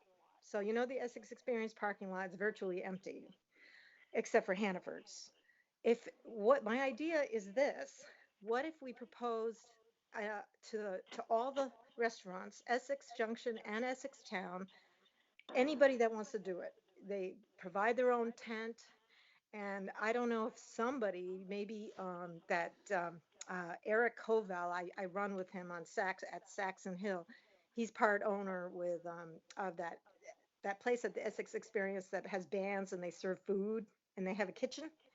But like they have down at the waterfront, all the restaurants get together and they have tents, and that people can be in these circles. We drew with chalk, and they provide pop-up tables, whatever, like you're going to a Mozart festival, and you can try the different foods from the restaurants from both Essex and Essex Junction. That sounds awesome, Patty. I got the idea from CNN. Thank you. CNN well, was just if you'd like to send us if you'd like to send us a copy of the link so we can see what that is, that would be awesome. But there's other people also waiting to speak, okay? Okay, that's it. That was my Thank idea. you, Patty. You're welcome. Annie Cooper, Ken Signorello, and yeah, Annie, then Ken. I'd like to speak also. Oh, who is this? This is Silvio Mazzella from Jules on the Green. Okay, so we have Annie, Ken, Silvio, and then Daryl. Annie, go ahead. Thank you, Elaine. Just 2 quick points. Vince, as a small business owner, I would say that none of us can handle any more loans. It is overwhelming to pay back. To look forward and try to pay backwards is too much for local businesses. Please, I implore you to not help in that fashion. It's become at this point not help any longer. I don't own a restaurant, but I'm just saying. Secondarily, to Andy's point, yes, it is true. If there was some way that other businesses could net gain, that would be great. But at this point, I think that it is more a community feel. I think it's more a feeling like there's like life out there. So I think that part of, if I understand this, that staff has brought to you, it is more about a community feel for that there are people out there, that there's life out there. And I think that the emotional impact of that in our community is something that needs to be deeply considered. And I would say, yes, more information, but please understand that people need to know that people are out there. Thank you very much. Thank you, Annie. Ken. Yes. I have a series of rhetorical questions that I think you should consider. Price Chopper and Hannaford's both have an indoor seating area. Will they qualify? People buy food there and eat in their seating area and should probably like to be able to eat it outside. It's a safer situation. There are a lot of restaurants, there's no question about it, but there are other businesses that are suffering quite a bit just as much, such as barbershops. They might like to have a setup outside to be able to take care of their customers as well. Next question, is this an emergency? Is this an appropriate spending of emergency money? Ask yourselves that question. Another question, where does this come from? I'm kind of curious, although I don't really expect an actual answer on this. Just consider, was this a need that was proposed and presented by some businesses already, or is this something that just the select board is deciding that we need to do? I'm hoping that there's an actual need here. We don't have a hammer looking for a nail. I was going to mention Jules on the Green. I'm glad that Silvio is here. And at this point, I think I would say, yes, just ask yourselves these questions. Are there other businesses that need this kind of support? Maybe it's not seating, maybe it's something else. Will places like supermarkets qualify that have indoor seating? Little Caesars, places like that, they logically would qualify.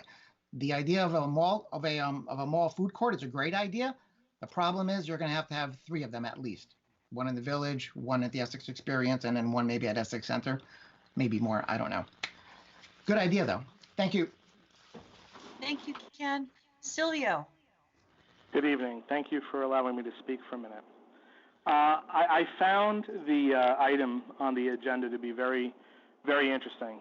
First, I want to offer my input and my skills. If the board decides to put maybe a round table together for this, I'll be happy to assist with that in any capacity that I am able to.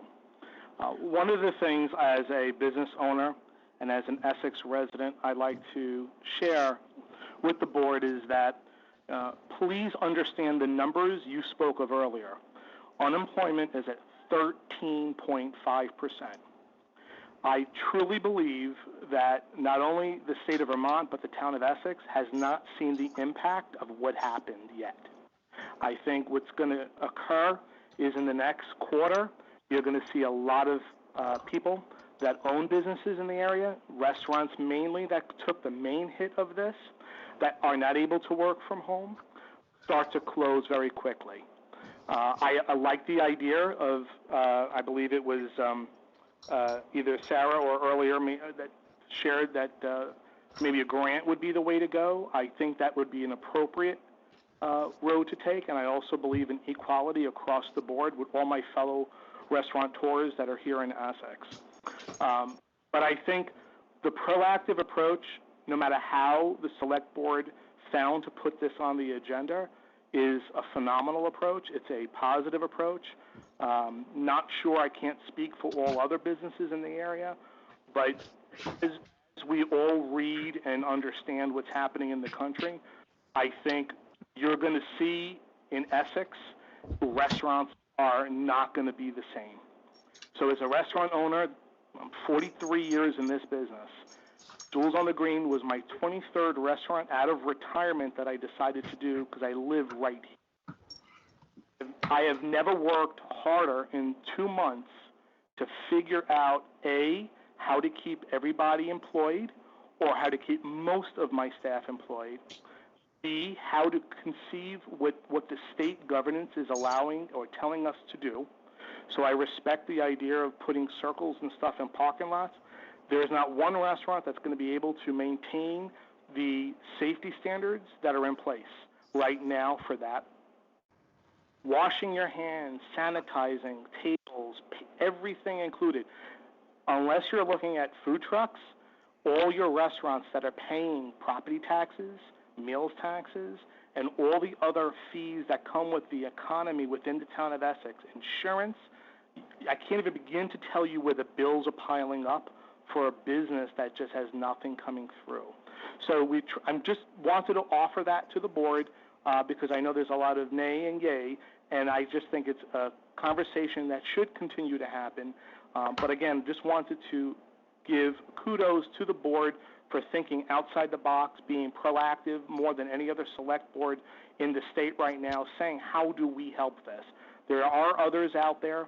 One thing you will see is if you do go forward with something like this and maybe propose a grant, you're going to get bombarded with people that are looking for help. There's others on the call, like just the other people that were speaking, that own salons, that own other. Every single person is going through this. And I don't think the town of Essex realizes the impact yet. A lot of people are working from home, making their money still, just, okay, we just can't leave the house. When you've got businesses that my insurance bill, my mortgage bill, my electric bill is still there, even though I'm closed, I still have to pay electric, I still have to pay for grounds, I still have to pay for all that. That's how fast it adds up.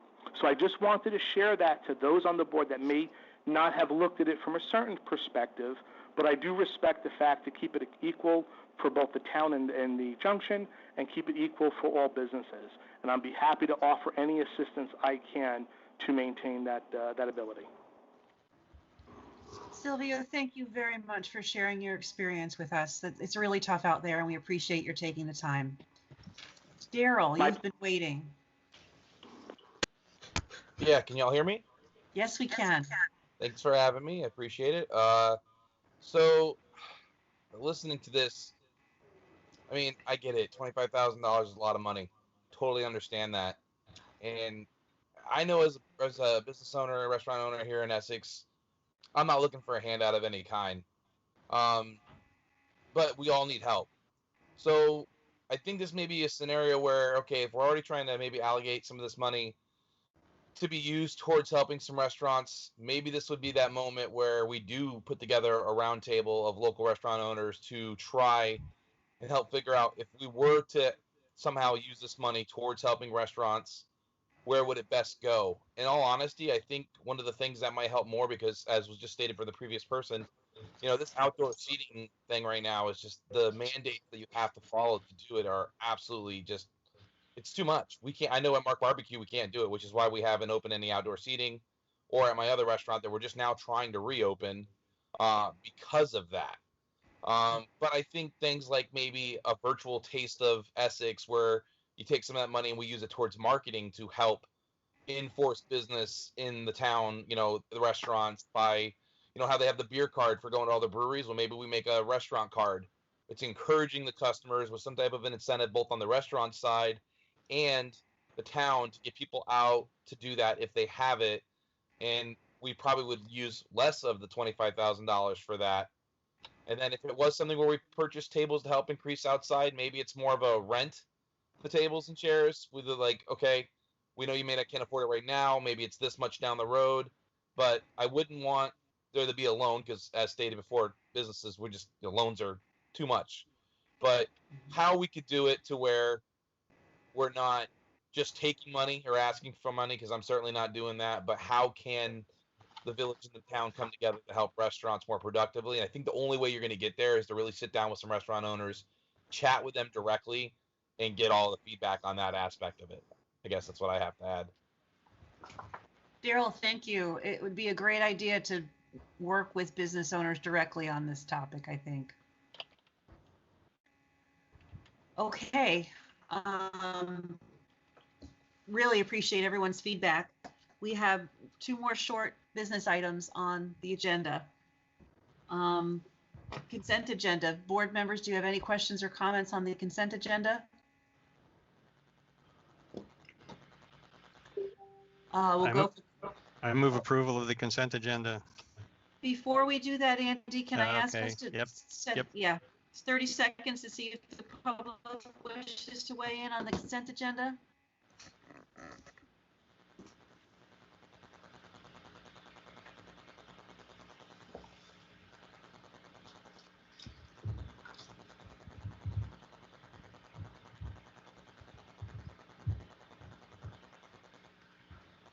Okay, hearing none, go ahead, Andy. I move approval of the consent agenda. I'll second that. Thank you, Vince. Any further discussion? All those in favor, please say aye. Aye. Aye. Aye. Opposed? Okay, the consent agenda is approved. We have the reading file now and board member comments. Any additional comments or thoughts on the reading file?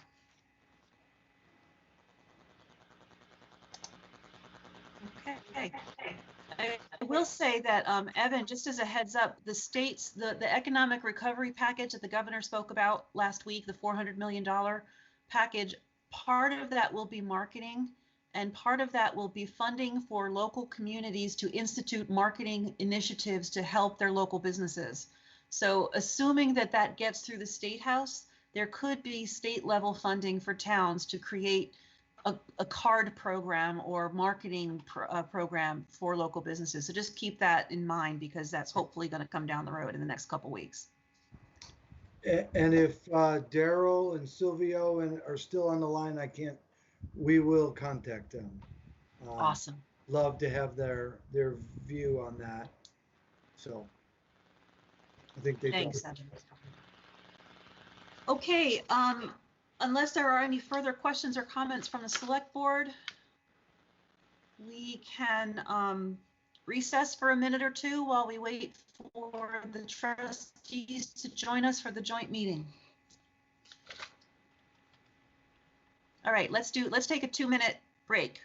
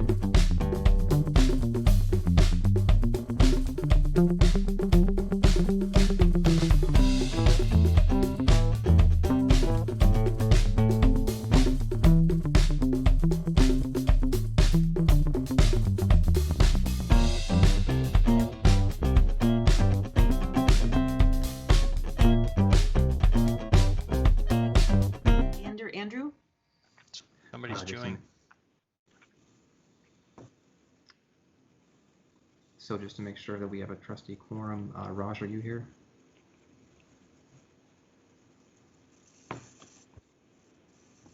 Yes. Sorry. Okay, George, are you here? I'm here. Dan, are you here? I'm here. Great. Amber, are you here? Yep, here. Perfect. Okay, I will go ahead and call the trustee meeting, or the trustees to order for Tuesday, May 26th. Hello, trustees. Hi, Elaine. So does anybody have any agenda additions or changes? Can I make a comment? This is Greg. I have a couple of additional items for the handouts. They both go with item 5B, the discussion about face masks. There's a memo from Andrew and an email from Jake Tran that Raj submitted. Okay. I think I also heard Dan's voice. Yes. Just a comment. It's been an issue. It's come up several times with starting meetings late for whatever reason, but I take issue to it because it's not only inconvenience for members, maybe, whatever they have going on, but it's our constituents that we have to consider. We put an agenda out on the web, say we're going to be doing this at this time, and people make plans around that. We need to be better than this. This is not acceptable, and I really take exception to it. Dan, I appreciate your concerns, and I apologize for the frequency with which the select board goes beyond our deadline. I can certainly do a better job at bringing in our meeting times, although we are trying to cover a lot in a short period of time, and we truly appreciate your flexibility and our constituents' flexibility, and I apologize for the delay. I want to say I concur with Dan's comments. I think if this continues, maybe what we need to do is discuss returning to the previous meeting where we meet separately and maybe just have an occasional joint meeting, but we can't keep having delays for an hour and a half. It's not reasonable to our constituents. You've got 27 people waiting to see what happens, and I think I received like probably 50 or 60 comments about the face mask discussion, and I'm guessing a lot of people are waiting to see that, and they've been waiting for close to an hour and a half. I understand, George. Thank you. I've received something like 40 emails myself, and I know there's going to be a lot of discussion on it, so I'm sorry we've kept you waiting so long. If it would be helpful, perhaps we should amend the agenda and bring that conversation to the top of the meeting. Yes. I would be in favor of that. Select Board, would you be in favor of moving item 5B to discuss right now? Yes, absolutely. Yep. Okay. So can I get a motion and a second to move item 5B to 5A? Yep, I move that we move 5B to 5A. Thank you, Vince. Is there a second? Thank you, Pat. Any further discussion? All those in favor, please say aye. Aye. Aye. Aye. For the trustees, can I get a similar motion to amend the agenda? So moved. I move that we amend the second. Okay, Dave. So George had the motion, it sounded like Raj had the second. Any further discussion on that motion? All those in favor, please signify by saying aye. Aye. Anybody opposed? Perfect. Okay. Thank you, trustees. So, Andrew, I'm going to let you Can I take ask over a the question? agenda at this point. This is Kathy. Just point of order. I was just curious, did we amend the agenda to also include the business item additions that Greg proposed? I thought that the motion was to move item 5B to the beginning of the agenda, but there were also other items to add to the agenda. That was a good catch, Kathy. You're right. We started discussing the delay of the meeting start, so Can we just you. assume that the vote we just took to amend the agenda included those agenda additions? Select Board, would you be willing to amend, can we amend that? I know it's technicality and it's taking time. Okay with it. Thank you. Yep. Yeah, it's fine.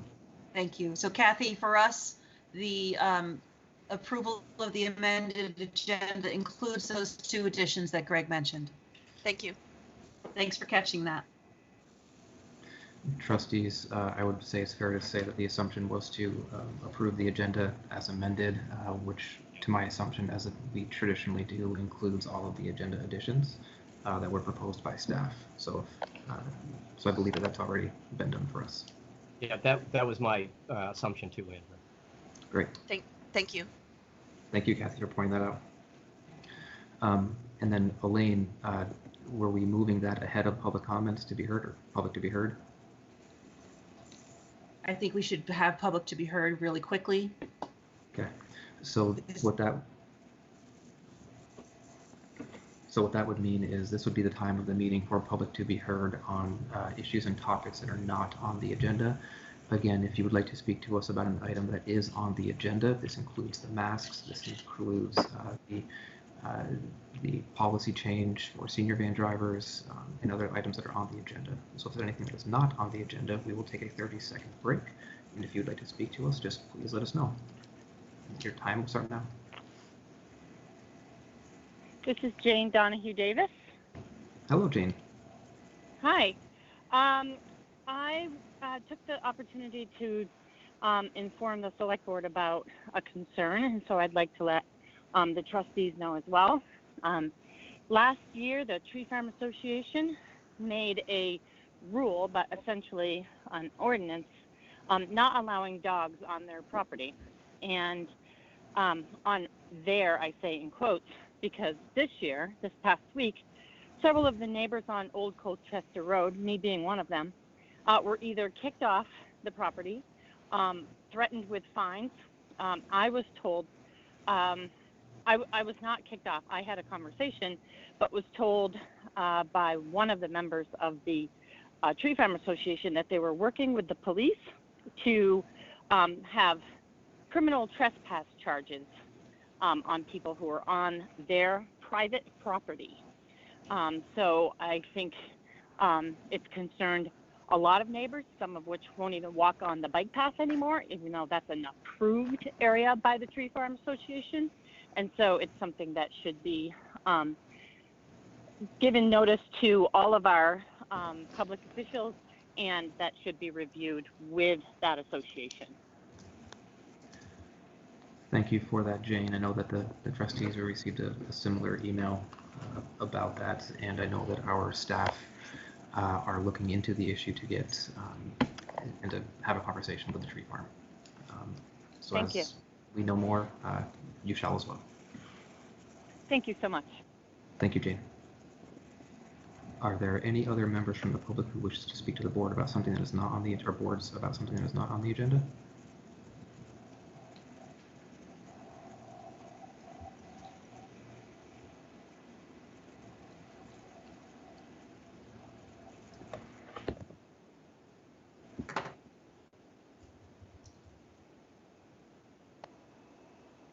Hi, this is Wendy. Hello, Wendy. Hello. I'm just voicing my opinion about the requirement of mask wearing in Essex Junction. Wendy, if you can... I am not. So Wendy, I hate to interrupt you. If you don't mind, this is for items that are not on the agenda. We are going to jump right into that topic as soon as we are done this portion. So if you don't mind just hanging on a little bit longer. Thank you. Absolutely, Wendy. No, thank you. Thank you for being here. Okay, so I believe that we have allowed for time for the public to speak to us about something that is not on the agenda.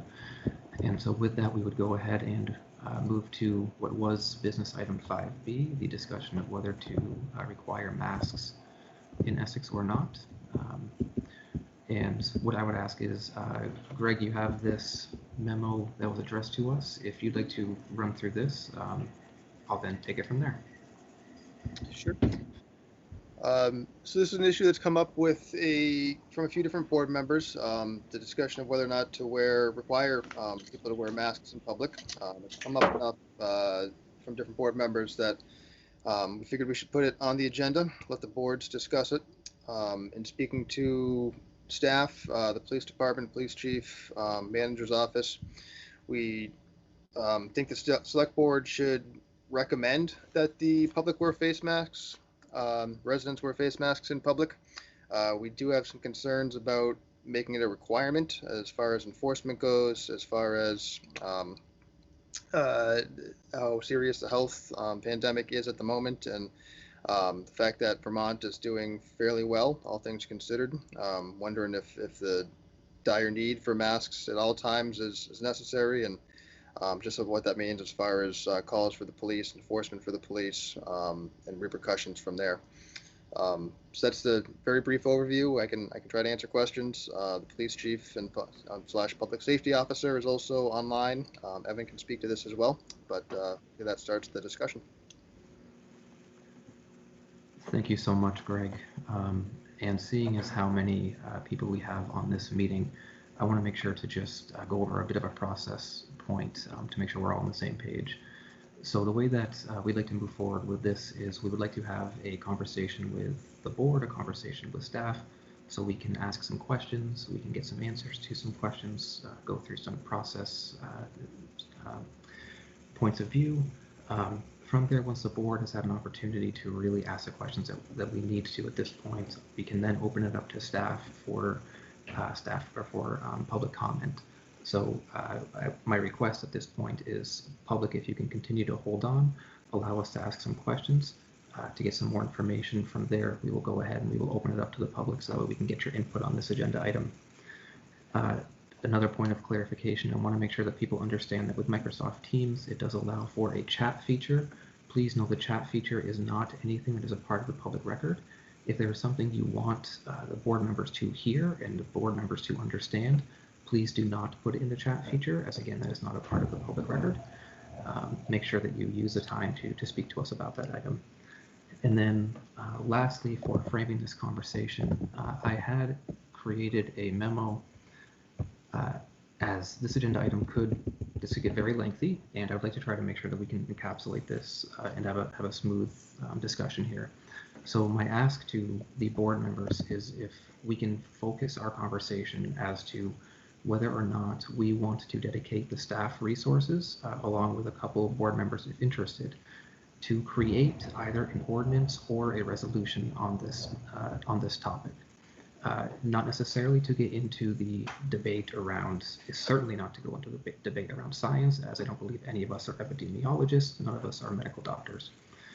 I do not want this to turn into the conversation that is happening nationally as well as in other states, but simply in Essex, do we want to have the staff and possibly a couple board members to help create an ordinance and or resolution on this process? To kick that off, in terms of the slight difference of what the ordinance and resolution is, I will certainly look to staff to correct me and other elected officials, especially if I misspeak. An ordinance, for one, has a state process. There is a legal process in which we as a municipality must go through to create an ordinance. Similarly, I believe the select board has another process that they have outlined within their town charter. We in the village do not have a separate process. But an ordinance is one which typically carries a penalty. It could be a fine or some other type of penalty if you violate the rule or the law of the municipality, which is what the ordinance is. A resolution, on the other hand, is more of a ceremonial, this is the stance of the board. It is something that a resolution is done to recognize significant efforts. I know that we have done this in the past for recognizing longtime employees. We have done this, I know the select board has done this in the past. I recall a few of us being a part of an effort when we reenacted the first town meeting. A few of us received a recognition from a resolution from that standpoint, or from that effort. So those are some of the main differences. I know personally I would love to see Essex follow in the footprints of Burlington, South Burlington, and Brattleboro, in which they have created a resolution for this effort. And I would be happy to send those. I believe I have included them within the memo. but I would be happy to help staff go through that process of turning those into one that would align better with Essex. And so with that in mind, I would be happy to turn this over for additional comment from the board members.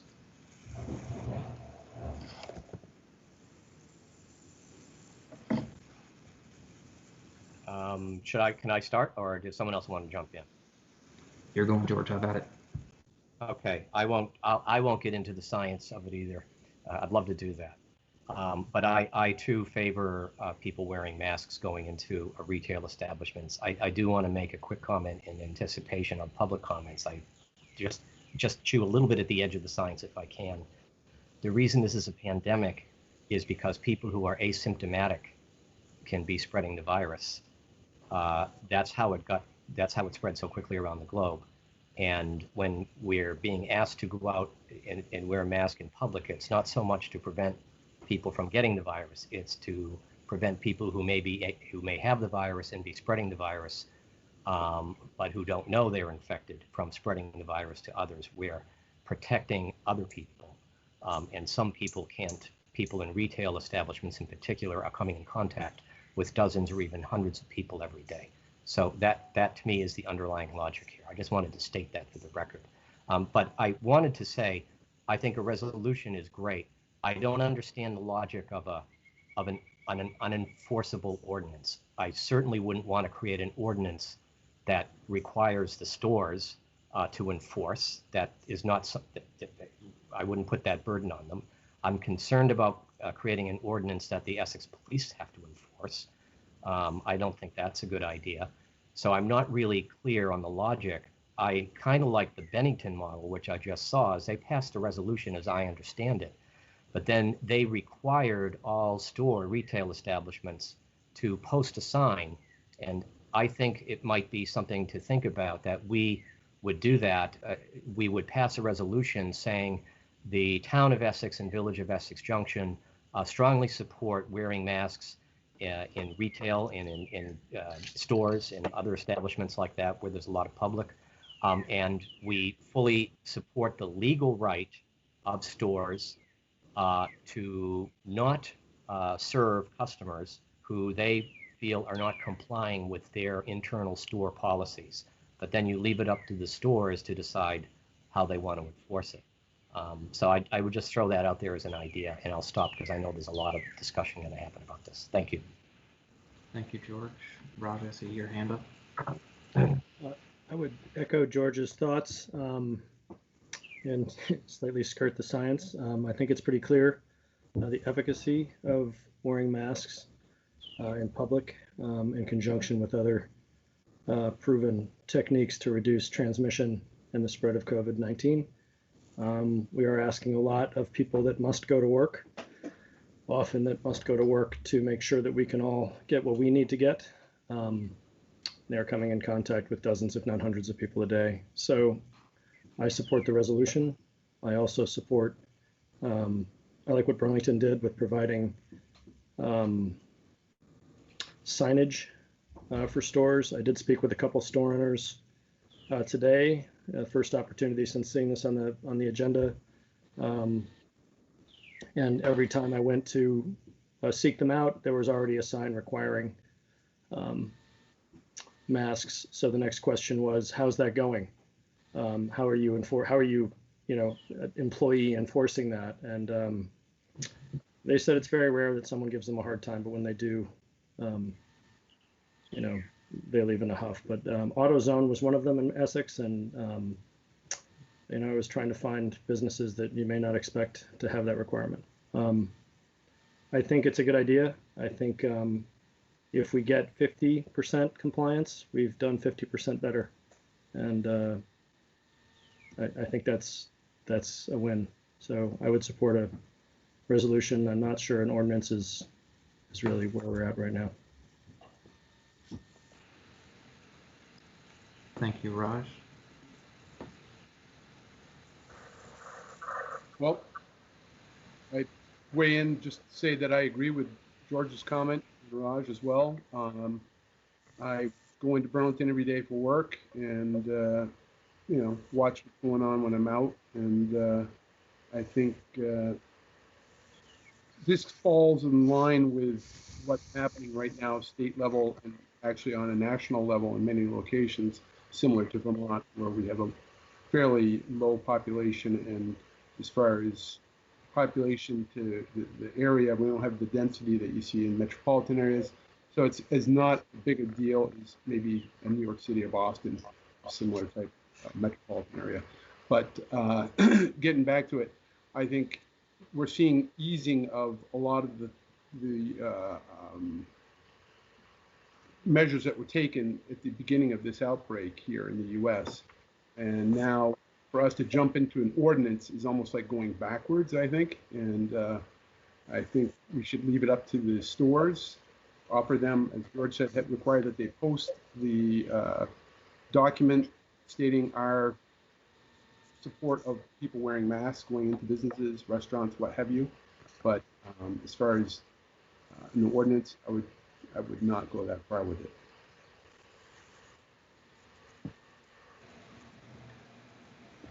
Thank you, Dan. I see Andy's had his hand up for a little while. So I'm not sure whether you're asking trustees to speak first or whether it's appropriate for me to say something now. I don't know how you're. I'm Sorry, not what? territorial. I'm not understanding your words. I'm not territorial, Andy. Feel free. Okay, so, sorry. So this might sound territorial, though, because when Greg introduced this, he said that the select board might want to consider. So are we talking two separate actions here that the village could do something different than the town, or who's? I'm not sure completely why this is on a joint agenda. Sure, I can give you my perspective at the same time. I see Greg has his hand up as well. Sure, if I just jump in to respond to Andy's question. If I said select board, I misspoke. Select board and trustees. It's meant to be a joint discussion. The town and the village have one police department, and they have to enforce the ordinances, which are often different between the town and the village. So it's the type of discussion where the select board can implement an ordinance, the trustees can implement an ordinance. They may or may not be the same. Our guidance as staff, our recommendation as staff is to do the same ordinance. As we update ordinances, as we create new ones, it's a lot easier to enforce them when they are the same. So whether that's in this case or something else, but that's why it's meant to be a joint discussion tonight for both boards. So if the select board has an ordinance and the village doesn't, it applies to the entire town or only outside the village? Just looking for clarity there. Chief, can I turn to you for that one? Yes, if the village had something different, the rules in the village will apply to the rules, and the rules in the town will apply to the town. Well, what if the village had no ordinance? I'm just trying to get clarity. If the town has an ordinance but the village does not, does it only apply outside the village, or does it apply in the entire town? Just I believe it only applies there. A perfect example is our noise ordinance, that the village has one and the town currently does not. We can enforce it in the village. We cannot enforce it in the town. Yeah, but the other way around. If it's the other way around is my question. I would have to check with the attorney, but I believe it would only apply where it was issued.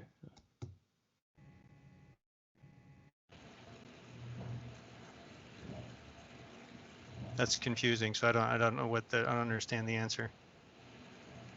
But anyway, I guess that's the technicality. We can have that if we get to that point. Can I make a comment? Just that the dog ordinance, doesn't that apply town-wide, Andy? As far as dog ordinance? That's the question I was asking. I know. I'm just comparing it to that. Dan, I think you're right. The ordinance about the dogs is something that is town-wide, and if there's an issue with someone's dog, it comes to the select board. And Evan, I see you have a hand up. I think that's part of the issue that we wanted to bring up tonight is the confusion that always occurs between town and village, where you are, where you think you are, and whose enforcement is required. And that's what drives our police nuts, is they go to one place, it is one way, go to another place, it's another. Therefore, having a joint discussion about a new issue was something we wanted both of you to have. If you end up in different places, the police will enforce it differently, but we'd rather try to have one discussion amongst all 10 of you and then see if there's consensus of one path. But I believe that if the town does an ordinance, but the village doesn't, it could theoretically do it townwide unless the village came in and changed and created its own ordinance.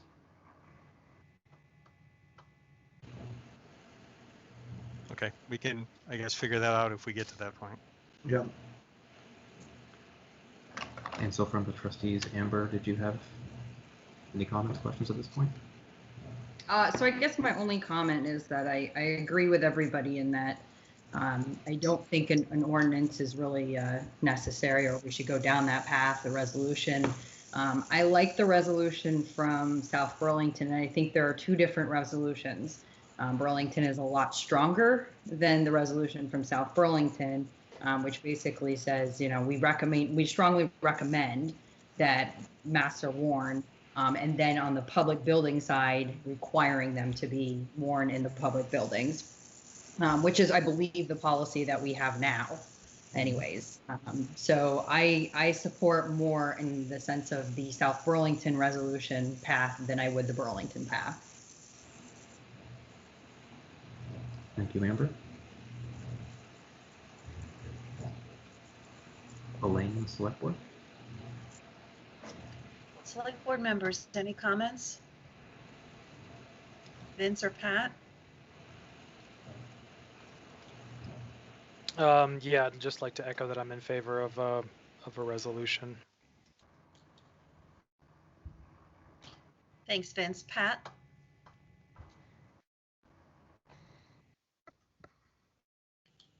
Andy? Is Pat still trying to unmute? I don't know. Andy, you go ahead while we wait for Okay. Pat. All right. So yeah, sorry, my other comment was more about the agenda item than my comments about the agenda item.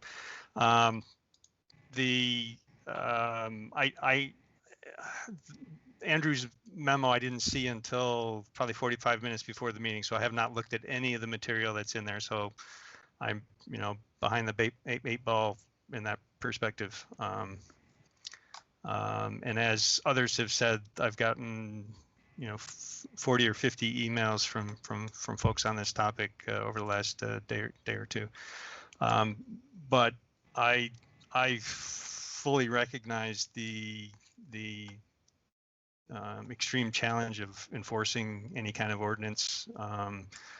I agree that we should make a recommendation. I've been in businesses over the weekend that had signs up that said, no one in without a mask, and I didn't see any confrontations. People were at least in the businesses that I was at, were respecting it. In fact, there was one business where there was a couple that walked up to saw the sign, and one of them went back and got their mask and went inside. The other one stayed outside because they didn't have a mask. So I think it can certainly work from that perspective. I do understand and I do see people at Hannaford's, for example, that don't have masks. There are certainly people that have health issues that prevent them from wearing masks. It's a challenging thing to not publicly shame people that have a valid reason for not wearing a mask. I also know someone who's recently gone through chemotherapy and is wearing the high-end protective equipment, and is looked on as somebody who's using protective equipment that they shouldn't be using, because it should be reserved for people who really need it, kind of stuff. But so anyway, I'm going on too long. I support a resolution. I think enforcement will be extremely difficult. Pat, do you have your mic back on? Finally, yes. Thank you for your patience. Yeah, I wanted to say that a few weeks ago, this question actually came up, or someone had mentioned it on a Facebook comment at the time. I think I called it preposterous because the select board had not even considered looking at anything like this before. So now that we're here, I wanted to just at least acknowledge that, I had told people earlier this month that, we weren't looking at this at all. And now how quickly things change in such a short period of time. Part of the reason why we're doing that is that it was included in the materials that Andrew sent, but the governor, as part of his emergency order, placed the recommendation for making these changes at the local level rather than something blanket statewide. I also agree, but think with everyone else at this point, that a resolution is more appropriate than crafting an official ordinance. Taxing the police department in this way is just outside of what I think we should really be utilizing their services for at this point, not to mention the extended period of time that it would take to go through the public hearing process of creating one that happens at the town level. We know how many public meetings that would add to the agenda. So I would like to see us do a resolution that does contain some fairly strong language, and then see how it goes for a month or so. If it looks like we're having some problems, or if we hear of instances where businesses have issues or trouble dealing with individuals that don't want to follow the business recommendations, then maybe we could consider it at a later point, but I don't see the need to go all the way if we don't have a problem yet. Okay.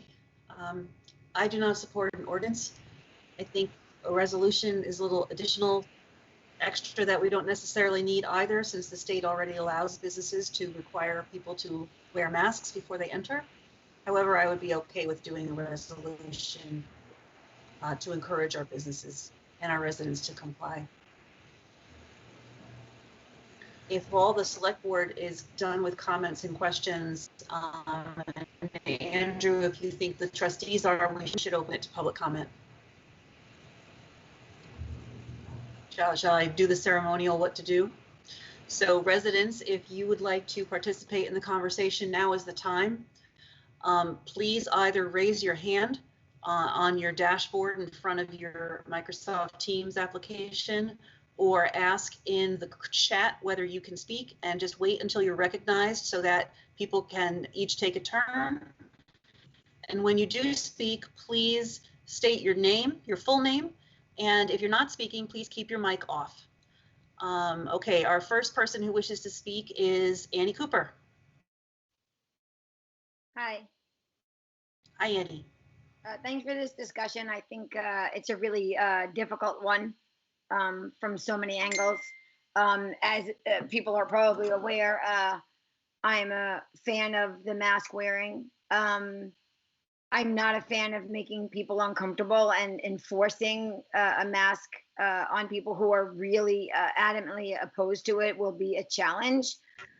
I don't understand the fear of the mask, but I also don't want to make people uncomfortable. I think that for me, internally for businesses that have workers inside who are interacting, as someone said before, with so much public, so many different people, that I think that some kind of business within, some kind of enforcement within businesses is kind of an absolute. I think that should happen, dependent upon what that looks like or what the business is asking. So I don't know what I mean by absolute. Whether or not we enforce a mask wearing general public, I think that would be very difficult. I find myself solo flying with my mask on quite frequently outside, and I don't know how the public would react to that, and my concern is for the police needing to enforce that. Secondarily, let me speak please to something, and that is that if the select board makes a decision about the town, let's say masks, let's say dogs, let's say whatever. And then the trustees determine that that doesn't sit well for the village within the town. Does that mean that every time that there's a law or an ordinance that is for the entirety of the town, if the trustees determine that the village wants to do it differently, that every ordinance and every law can be changed so that the town has something that the village inside the town can change? Am I understanding that correctly, that that's true? Chief? We have a no shooting ordinance in the village. You're allowed to shoot in the town. So there's lots of examples, which is, Elaine spoke to it earlier, where this is very confusing and very hard for the police department to enforce and for people to understand. And we understand there are different ordinances there. I certainly propose a model where hopefully, whether it's a resolution or an ordinance, we can come to an understanding on most things that are easier for us to apply, and is not a difference between which side of the street you live on because you're in the village or town, but we're doing it for the community. So I'm hoping that this is one situation where if it is a resolution, which is what we support, and not an ordinance, that we can do it together so that we are enforcing the same rules or sending the same message to all of our community equally. Thank you. Thank you so much, Chief Gary, for speaking to that point I was trying to make. And I think this is really a larger piece right now that we need to think about clearly as a population. Right now, this discussion, I trust the 9 of you deeply, and I know that you will come to a good decision for the greater good of all of Essex. I think we need to seriously consider ourselves as a community and the merger conversation, because this right here is a very big situation to consider, and what it would look like to constantly be, oh, well, that's messy, friends, and we're one thing. And so everything that Andy was bringing up and all of that, and I didn't mean to go to merger, Andy, please forgive me bringing this topic up. But while you were bringing up your point, I was like, well, this is confusing because every single time there's something that, that's messy. So Chief Gary, I appreciate your time. Andy, I didn't mean to turn this into a merger discussion. It just made my head sore with all the thoughts. And so thank you all very much for this time about the masks and merger. Thank you, Annie. Daryl, and then Sharon Zukowski. Yeah, Daryl Langworthy here. So I guess I got one question and then I'll kind of say what I think. So let me understand, we're trying to pass a resolution that's not actually enforceable. I guess I don't understand the reason for that. What's its real purpose? And then I'll say what else I have to think, what I'm thinking. But so anyway, can anybody answer that? Because I mean, I get the ordinance, that's a law, it's something that's enforceable, penalty, fine, whatever it is. But to pass a resolution that we can enforce or we won't enforce, that's just going to cause more confusion across the town and the village than anything else, as it already is with how it's come down from the governor, from the big government in general. I mean, it makes no sense. It's feel-good legislation. It does nothing. It really does do nothing. I mean, here's how I look at it. The way I see it right now, I own a business. There's certain things I have to follow that are state mandated, and we do that. And because it's state mandated that we have to. The ability to not wear a mask or wear a mask, that should be someone's choice as of right now. And then the other part of that is the same thing with the business owner. If they choose to say you can't shop here if you don't have a mask on, they have the right to tell you can't.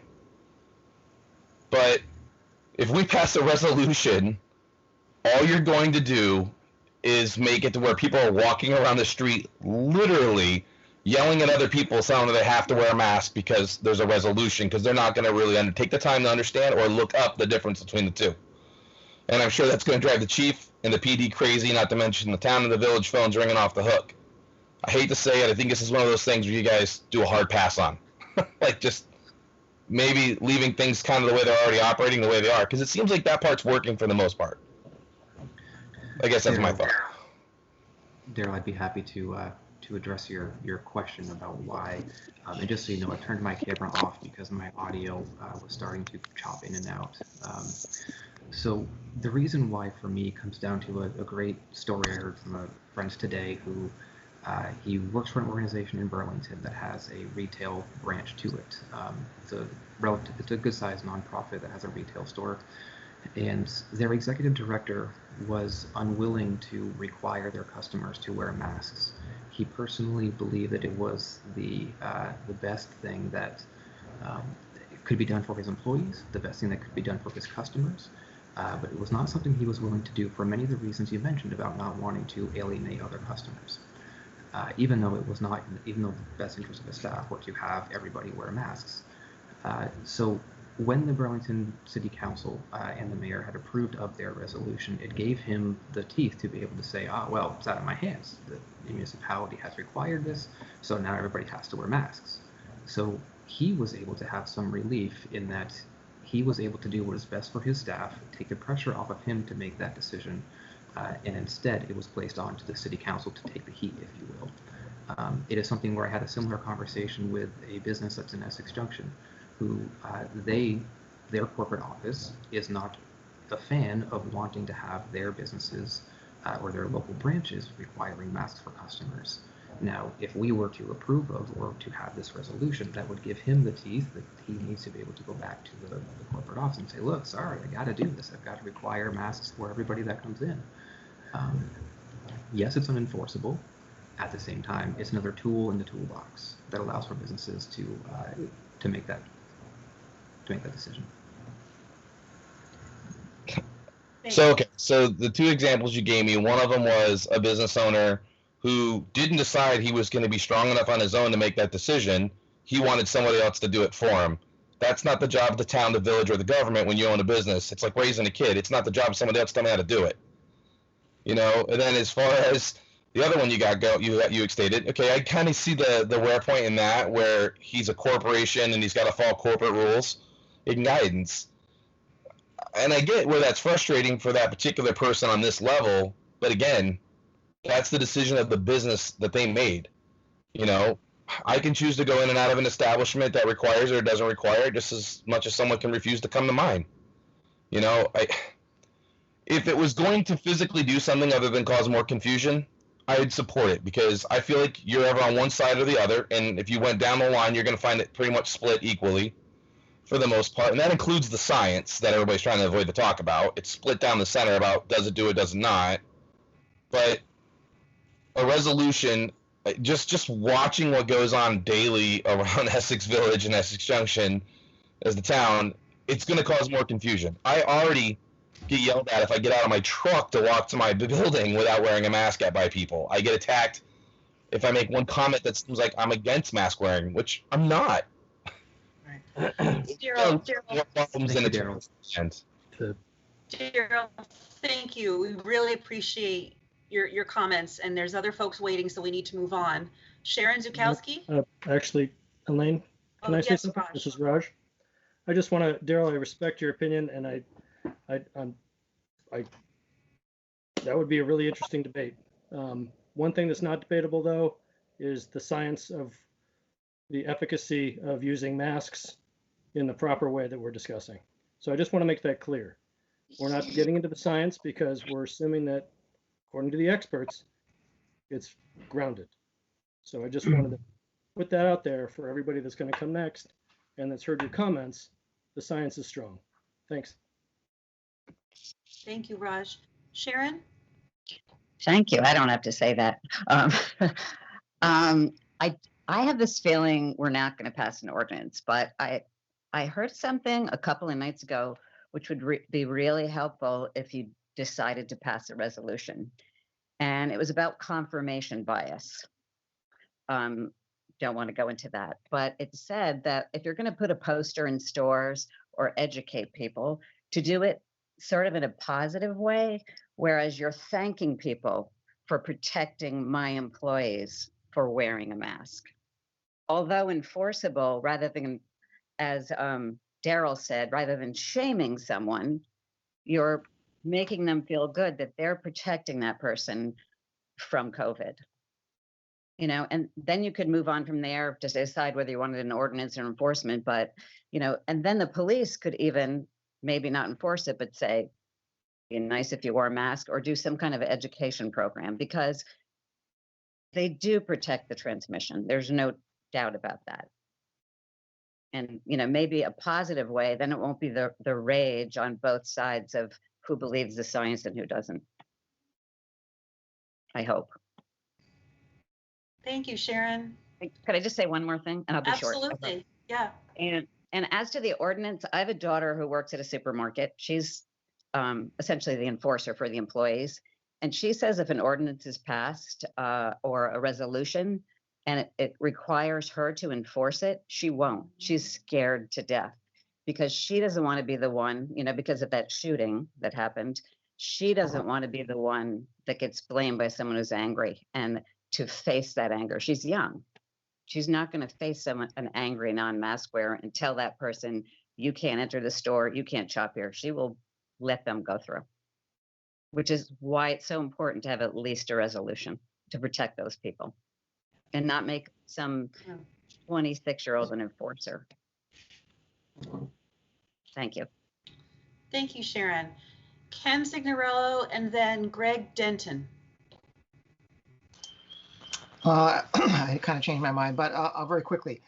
One of the problems that we have here is the classic problem of our town. It's very diverse. Is it going to make sense to ask somebody to wear a mask in Chapin Orchard when they're picking apples versus somebody who's shopping at or eating at Daryl's restaurant? What about groups of 5, 6, or 7, or 10 that are just chatting somewhere or sitting around the bench or in a park? It's a very tricky thing to do, no question about it. No question about the ability to have an impact. But people that are standing by themselves with nobody in sight are going to question whether or not they need to be wearing a mask, and they're going to rebel. Thanks. Thank you. Greg Denton? Yes, hello. First, I just wanted to say I'm a little displeased with the fact that you started this off with, we shouldn't talk about the science, and the first two board members, that's exactly what they did. There is debate about the science right now. I would like to know why they think there isn't, what their background is, because honestly, they can't prove it right now. They haven't done enough studies with actually COVID-19 and a mask to prove anything. You know, it is a good idea to do it, but being so definitive about the science right now with something that is so unknown is a little pompous. Could I respond? Would you like me to respond to that? I'll let Raj respond. I don't care. Doesn't matter. I don't mind. Go ahead, George. I'm sorry. Was it Daryl? Was that who was? Yeah, that's Greg. Greg. Personally, I'm not an epidemiologist, but I was a certified medical technician in Massachusetts. I have a graduate degree in biochemistry. I was a senior research biochemistry chemist at Merck Sharp and Dome, and I'm currently a science and health writer. And I went on to the National Institute of Health website and looked at about 35 medical journals before I made a decision about this. And I think the science is overwhelmingly shows that wearing a mask prevents transmission of the disease. How many of them dealt with COVID-19? All of them with COVID-19. All of them tested COVID-19 transmission through a mask? Yes. Even though the one I've seen in South Korea said that COVID-19 went right through the mask and they found absolutely no COVID-19 on the inside of a mask with someone coughing who was positive. Well, I wouldn't say there would be 100% efficacy. No one's claiming that. But is a cloth mask better than basically having someone who's infected with the virus and who's viremic going into a store and just coughing and talking and laughing and spreading the virus without any kind of a guard or any kind of a filter in front of their face versus having some kind of a cloth filter? That it's significant. There's a significant difference. I think I'd be pretty confident in saying that. Well, in the whole part of this resolution was we're not talking about the science. We're talking about the community. And the first thing you did was bring it up, which I think is disrespectful to the whole thought of the comments in general. they asked at the beginning not to do that and you disregarded it? Well, I'm an elected official, and I can do whatever you want. I try to always do what the board chair has requested me, but sometimes us elected officials, we kind of go on our own and say things. We have that right to do that since we're elected officials on the board. Thank you, Greg. Are there any other members of the public who have comments they'd like to make that have not spoken already? Yes, I do. This is Karen Dolan. Thank you, Karen. So I appreciate the idea of a resolution. I know I had emailed everybody beforehand. I don't know if I necessarily knew the difference between a resolution and an ordinance. So I feel like this does head in the direction that I was looking for, because I think it is important to have some really intentional and strong wording that promotes mask wearing for all the reasons that have been brought up before. And I really like the idea of signage too, having that be required. And I also agree about the piece on, is this all of public? Where for me, it's really prioritizing enclosed spaces where folks are closer together and there's less room for things to dissipate. And I guess I'm just saying this for, myself and my family, but I know that it can be really hard to come to these meetings and speak and have your voice heard. As some people shared, like it's late, it's long, there's technology to be on here. And so I really think I'm trying to be thinking of those who don't have the voice to be on this conversation and who are in really hard places, are vulnerable, who are at risk. And for us as community folks, leaders, to we have the voice and the power to really put messages out there for the community. And I don't think it will be confusing. I think folks will really appreciate this movement, and I really hope that you go forward with it. Thanks. Thanks, Karen. Irene Renner. Yes, good evening. I found it interesting. We were getting hung up on semantics at the beginning of this conversation, as well as science and other things. I recall several years ago asking folks on staff, as well as in the boardrooms, not to use the word town anymore, because the word town could mean at least 3 different things. 2 years ago, Elaine Sobchak, Haney, and I did a little project. We defined a whole lot of words around the joint meeting conversations we were about to have about merger. And yet, to this day, we are still confusing town-wide with town government with town outside the village. So I beseech you, please use the right terminology and there will be no confusion who the ordinance will apply to, who has to enforce it, and so on. Thank you. Thank you. Are there other members of the public who'd like to speak? Hi, this is Brian Shung. I'm having a hard time using the Microsoft meetings. If I'd like to speak now, if it's okay. Please do. A couple of quick things. I really appreciate someone earlier who talked about trying to approach this from a positive standpoint.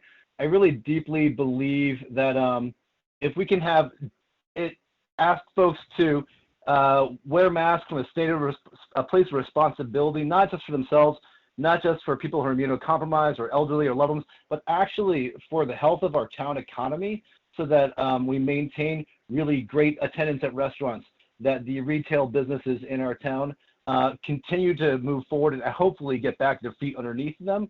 I think that could be a really interesting aspect. I also think the question of ordinance versus resolution, I really do not hope to ask the cops to do anything else to make their lives more difficult. But I think the thing that could be very positive and powerful about a resolution, if it's properly worded from a positive place, a generative space, and also has a little bit of teeth behind it and strength behind it, is culture can be extremely positive. If we can build a culture in this town where we kind of work from a place of self-respect, caring for each other, caring for our community, caring for the economy, I think that could be a really generative space and opportunity to work at this from. I appreciate y'all's time. I appreciate the comments from both sides of this conversation, and really just thank you for taking time to have a thoughtful conversation here.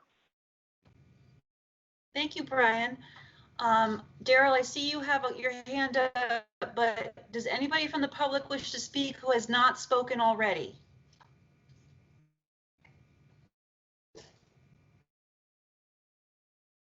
Okay, go ahead, Daryl. Yeah, I'll keep this quick. I don't want people confusing me. I'm not against wearing masks, and I think that's kind of what everybody went right after. All I'm saying is you're going to pass a resolution that's non-enforceable. I think what's already out there works fine. I'm more concerned about the confusion that's going to happen with not wearing mask shaming and everything else. I mean, it's someone's choice, and in a little bit we are kind of imposing ourselves upon their freedoms, if you will, to do that. You know, that's my concern. Like, I feel like you need to do what you need to do to make yourself feel happy and feel secure. But now we're stepping this boundary to where we're going to tell everybody they have to wear a mask. It's a very one-sided approach to the whole scenario. We're kind of leaving things where they are, where businesses and people make their own decisions. Seems to be a more fair approach. That's just what I'm saying. Again, I'm not saying that people shouldn't wear a mask. I'm just saying I feel like the town and the village stepping in to do this now, when even the federal government itself, you don't see the Senate and Congress coming together trying to enforce the country to all wear masks. There's got to be some reason behind that. I would just caution the confusion that's going to come with it. That's kind of more what I was trying to put out there. Thanks, Daryl. I think I saw someone named Wendy who wants to speak. Yes, hi, that's Wendy Calanges. Go ahead, Wendy. I agree with Daryl, totally. I've also shopped at places and asked ahead of time. I think everyone in Essex is very respectful of asking, like at Martone's, is it okay if we come in and get the sandwich? Do you want us to wear a mask? I've called several places and said, do you want me to wear a mask when I come in? And they're either yes or no. I have a choice as to whether or not I want to shop in a place where one is required. It's my choice, and it's their choice if they want to require them. I just feel like it is really not a decision that you guys should have to make. I guess I agree with Daryl as far as the resolution. I don't think it should be an ordinance. I think that we should, or even a resolution. I mean, it should be up to the person. I guess that's really because it's my choice whether I want to take a risk, I guess. If the other thing I was thinking is that you might lose some business by having such forceful rules for someone to come into your establishment. I have a business myself. I'm leaving it up to my customers. It's their option as to whether or not they want to wear a mask, because it's their choice. So I guess that's where I'm coming from as far as having a business, because I want to keep my business. And honestly, I feel pretty safe in Essex. Our numbers are low. So I guess that's all I had to say. Thank you. Thank you, Wendy. I think I saw Dan Karen's hand up. Yes, just speaking to what Wendy and Daryl brought up and George's initial comment on the resolution as opposed to an ordinance. As we know, a resolution is just a suggestion, a document of support behind whatever the issue is. When the F-35s came, I know the Village of Essex Junction passed a resolution supporting the F-35s coming to Burlington. This resolution is just what it is. It's a resolution saying that we support people, we suggest people wear masks when going into businesses and such, but this is all not enforceable, and it's not a mandate by the village. So that, and as well, we're suggesting, George said that we put it at all businesses. Well, I think we can't really say we're going to put it at all business, force the businesses. We can offer it to the businesses to have them post. If they choose not to post that document at their business, I don't believe the village is going to, or the town, you maybe can speak to that, Elaine, or Evan, but is going to take action against a business that chooses not to post our little document saying we passed a resolution supporting the wearing of a mask when doing business at whatever the XYZ business is, restaurant or what have you. That's it. Okay, thanks, Dan. I see Annie and Sharon. So Annie and then Sharon. Hi, just quick. I agree with Dan, and Wendy's statement made me think of it also, is that I believe that if a business would like to set a tone of mask wearing, that's where the ordinance should go. And if the business chooses not to, then that's for them to navigate. I don't know how you make that. Secondarily, I do believe, and I know this is not my business, but I'm so excited that we have more public than usual at a meeting, that I think it's something to really respect and nurture. And I really think that there was a misunderstanding earlier between George and Tim, and I would hate for us to close up shop. And I don't mean to be rude, and I don't mean to poke anywhere, but I am nervous that we had a misunderstanding because it's online. I know, I see. Thank you. Thanks, Annie. Sharon?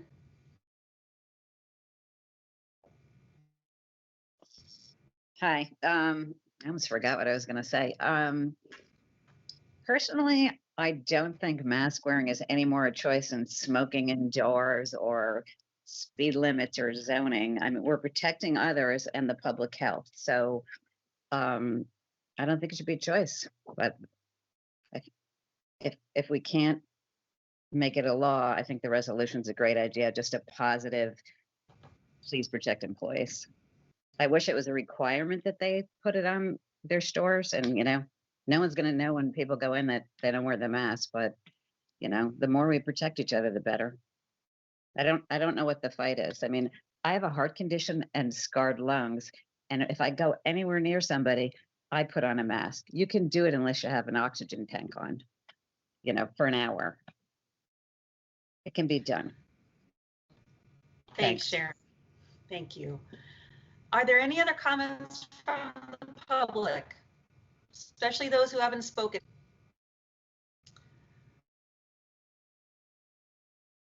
Okay, we'll take Wendy's comment, and then I think we'll bring it home to the boards. Go ahead, Wendy. Okay, it's just real quick for me. I'm just wondering what the end game is, I guess. So that's my one question. Like, how long are we going to be required to do this? And I definitely don't agree with it being made a law, because I work in a business, and I don't want to wear a mask all day in my place of business. And if my customers want to come in and know that I'm not going to, and that's their choice, that's fine.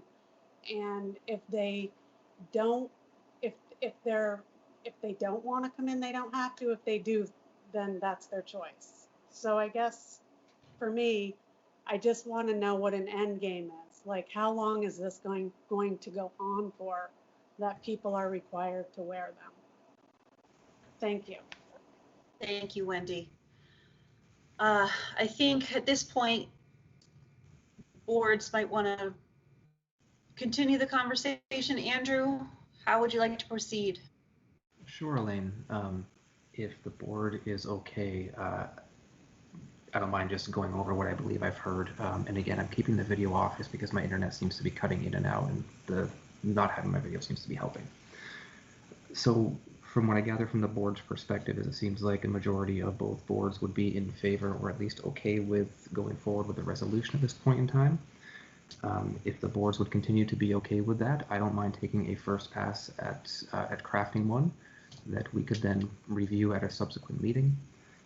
Some things that I took away from the conversation were around requiring signs, possibly having signs be more of a positive tone, about thanking individuals for wearing their masks, making sure that, as the other ordinances do from other communities in Vermont who have passed this, making sure they align with the CDC and World Health Organization recommendations, and in particular for those where wearing a mask is more harm than good, especially those with medical conditions. Well, if you have some medical conditions, wearing a mask is actually harmful. And then also that one point of clarification, just to make sure people understand, is the ordinance or the resolutions that have been passed by other communities, they are not sweeping around the entire boundaries of a community. It is more so for retail establishments where social distancing is not practicable. So if you're in, let's say, Hannaford, for instance, or if you're in Price Chopper, and somebody is going in the exit and they happen to walk past you because there isn't 6 feet of room, you don't have the choice. That choice is not taken from you. So that is an instance of where having a mask would be recommended from this resolution, and that's where it would apply. This is not talking about Indian Brook. This is not talking about the sidewalk. More so within where social distancing is not an option. And those are really the points that I heard back. My other question that I would like to have some board member feedback on is, personally, given that we are in the middle of a pandemic, I would like to see this happen sooner rather than later. And I would like to gauge the board's perspective as to whether or not we could have this at a conversation at a special meeting for next week, instead of waiting 2 more weeks for our next meeting. And with that, I see that there are 2 members of the select board who had their hand up, and so I didn't see who did it first between Patrick or Andy. Andy, you're closer to my screen, so if you'd like to kick it off, feel free. Yeah, Andrew, you mentioned that you'd want to take a crack at doing the first pass. I think we certainly need staff input and or review of that to make sure that we're not doing anything illegal, etc. And I don't know if staff already has some language in mind that actually didn't come up.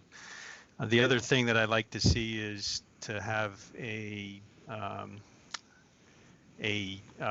shortish term or some time frame that the resolution applies to, and force us to revisit it periodically, whether to extend it or not, so that it's not, enforced indefinitely, because who knows when this is gonna come apart or gonna resolve. I think with businesses opening up, it's likely that we're going to see resurgences, rather than declines. The requiring signage, I'm not crazy about, because again, that's another thing. How do you enforce that? I think maybe making, if a business wants to enforce they can make that. I agree with making it a business owner's decision, and they can have the option of whether or not to put up a sign saying that the select board and or trustees recommend that you wear a mask. So I guess those are my comments. Thank you, Andy. Just to quickly answer some of your questions or some of your points, absolutely staff review. In terms of a time frame, what other communities have done is they have aligned their resolution with either the governor's state of emergency or their own community's emergency order. And so that's something that, again, when this would come back up, we could have that conversation then.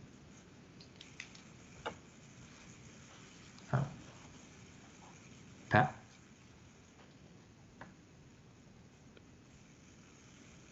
Pat, you're muted.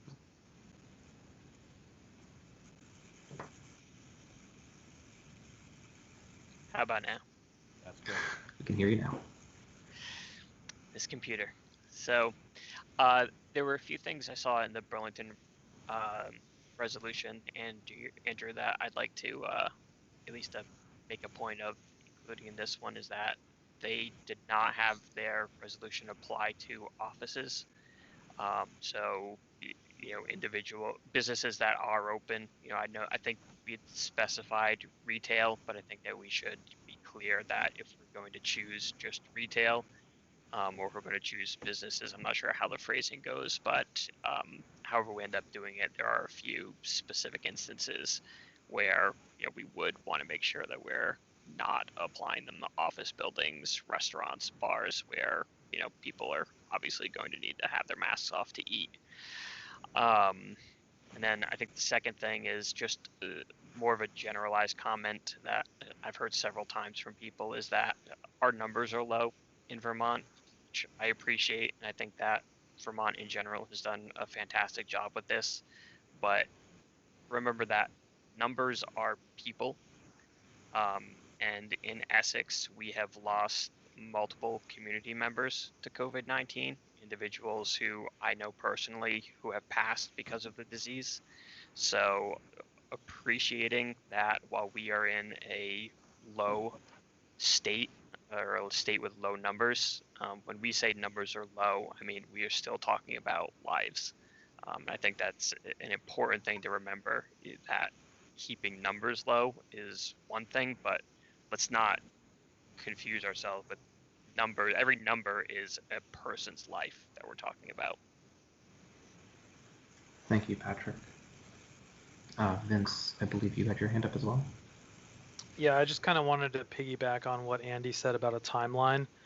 I think maybe we should include some language that says, like, if Vermont goes, or if Chittenden County goes, 2 weeks without a positive case, we should revisit the recommendation. Just kind of an idea. Thank you.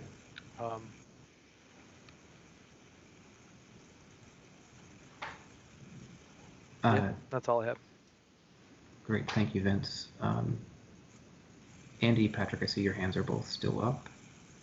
Nope. Okay. Looks like Dan, I see your hand.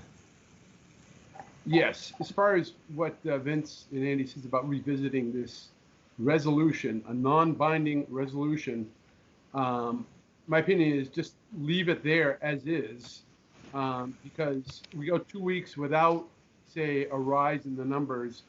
Who knows what 2 weeks beyond that? We can't, it's hard to say how long you go and what you gauge it by. It's a resolution, it's non-binding, it's just passing on protective information that we suggest people adhere to. Not enforceable, but just we're passing it along for people to be aware that we suggest they do this. Thank you, Dan. Did other board members have other comments that they wanted to weigh in on? George? Yeah, I agree with the resolution. I don't think businesses, having listened to the discussion, I don't think they should be required.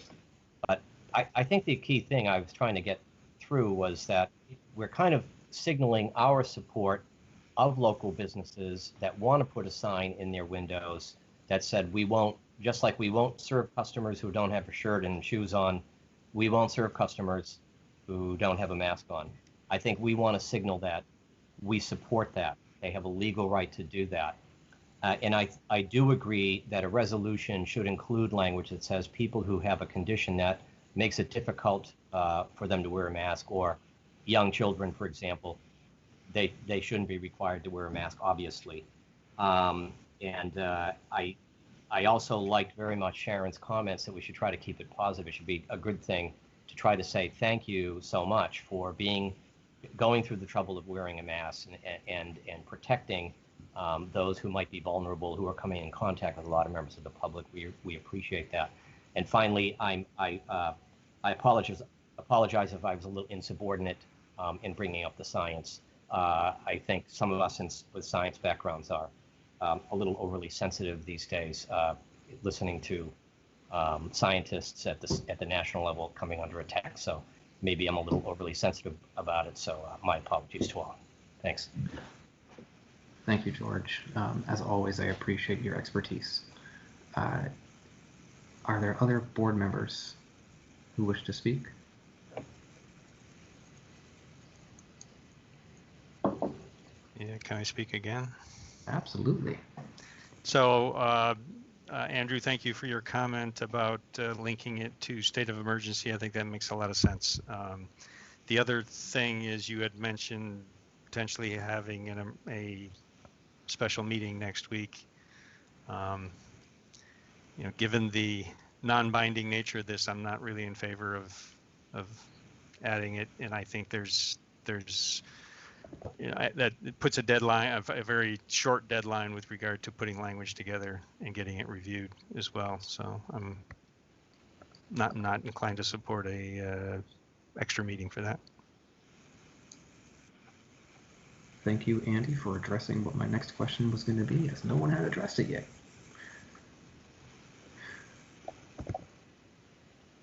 Great. George? I'm sorry. Did you? Oh, I thought you had a. I thought I saw your hand up. No, I put my hand down. Sorry. All right. So from here, what we can do is I can go ahead and get that. I can get one drafted up for review, and we can have it at our next meeting. Thank you, Andrew. Absolutely, Elaine. Thank you.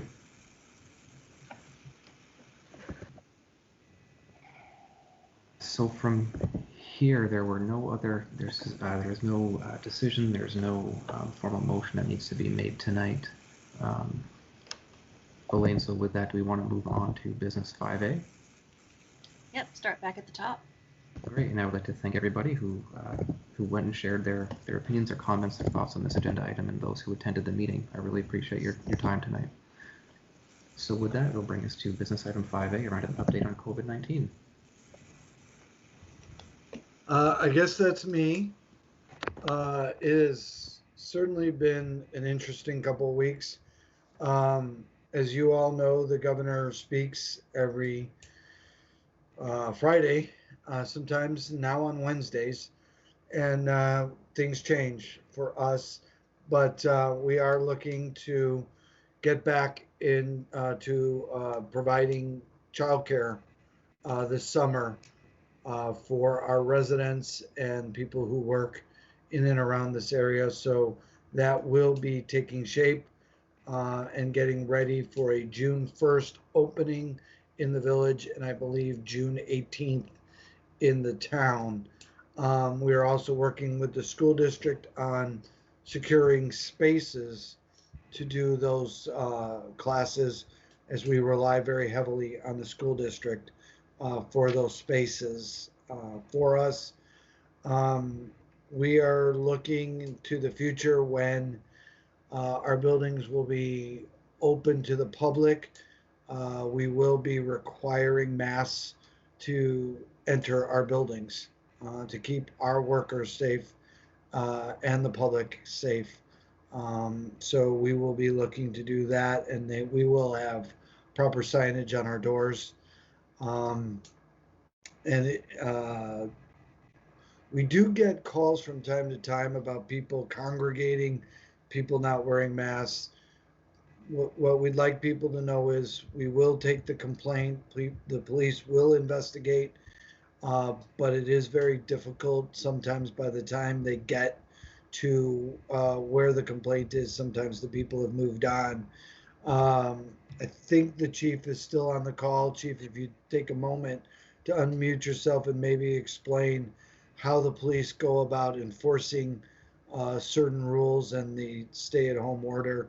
And then I will answer any questions from the boards for anything new.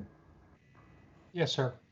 So we're taking all our direction from the governor's order with specific direction from the commissioner in the Attorney General's office, who is the ultimate authority in reference to follow-up and prosecution in reference to violations. We have from the beginning had a stance, and they've asked us to basically educate, which has worked pretty well. So any calls or complaints in reference to violations, we are sending officers out and educating them to the current governor's orders, which is very confusing because, as Evan said, they change on a pretty regular basis and sometimes aren't totally clear. We've been having a briefing now for the last 6 weeks, every Thursday with the Attorney General, so that the chiefs themselves, as we have new questions coming up, as we open hotels and motels and sports areas, that we're able to answer some of those questions in reference to enforcement. I can tell you that the Attorney General's office has only taken action on one business in Vermont so far with an actual court order in reference to a health club violation in Rutland.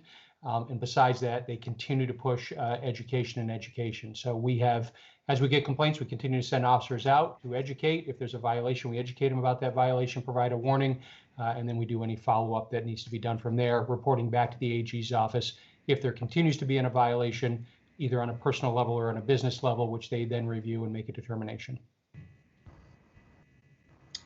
And then back to, I mentioned this to you all before. I think we're going on week 10.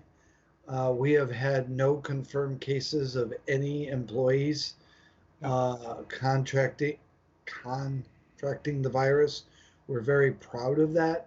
Some of it has nothing to do with anything that we've been doing, but it just happens to be that way. But it's a badge for us, and we are working through some budgetary issues.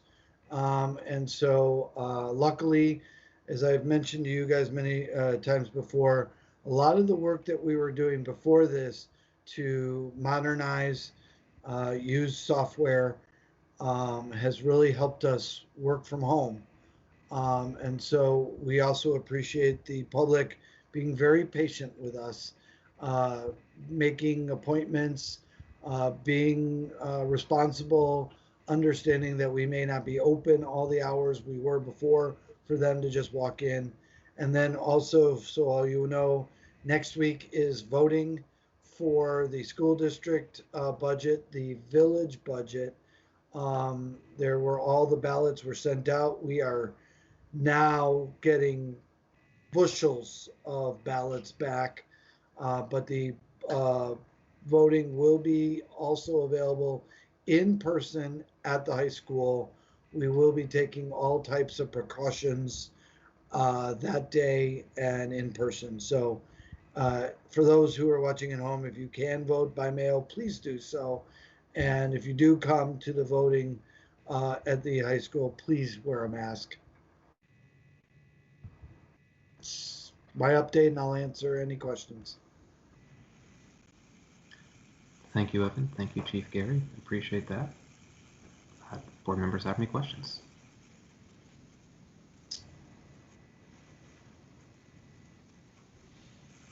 Seems like the trustees are set. Great. Select Board, any questions for Evan or for Chief Gary? Oh, go ahead, Pat. I'll be quick. I know it's getting late. You said bushels, Evan. I know.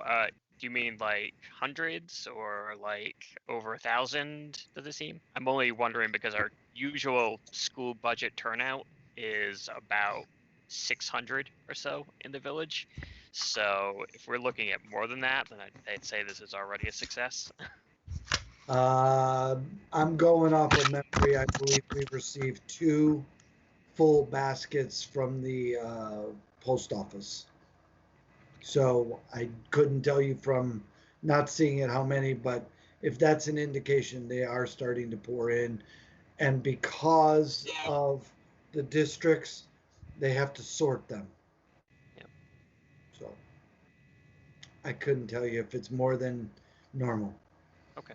Well, it sounds like it's more than normal already, so yeah, that's great.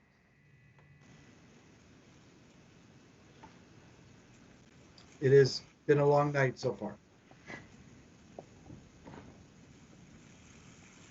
Great. Well, it seems like we are all set with that agenda item. Thank you again. That would bring us to drug and alcohol testing policy.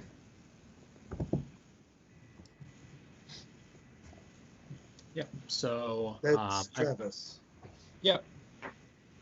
So I've been working on this for a little while now. I attended a reasonable suspicion training a few months before the offices closed down, and it got me thinking and doing a little digging. I looked at the village current drug and alcohol testing policy. The town had a senior van drug testing policy. I actually wasn't even able to find a drug and alcohol testing policy for the town. So I've been tackling this for a while. I got feedback from all relevant town and village department heads that supervise CDL drivers. It's been reviewed by both VLCT and by Bill Ellis, the town attorney.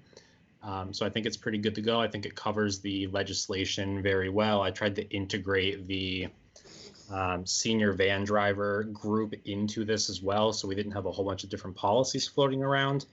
Our senior van drivers are governed by Federal Transit Administration regulations, so it's a little bit different than what the CDL drivers are governed by, but it's more or less similar. And if anything, this policy is going to hold the van drivers to a bit of a stricter standard than what the legislation requires, which we can always go, more in that direction. So I think it encompasses everything well. I think it's a pretty comprehensive policy. I'm happy to answer any questions anyone has.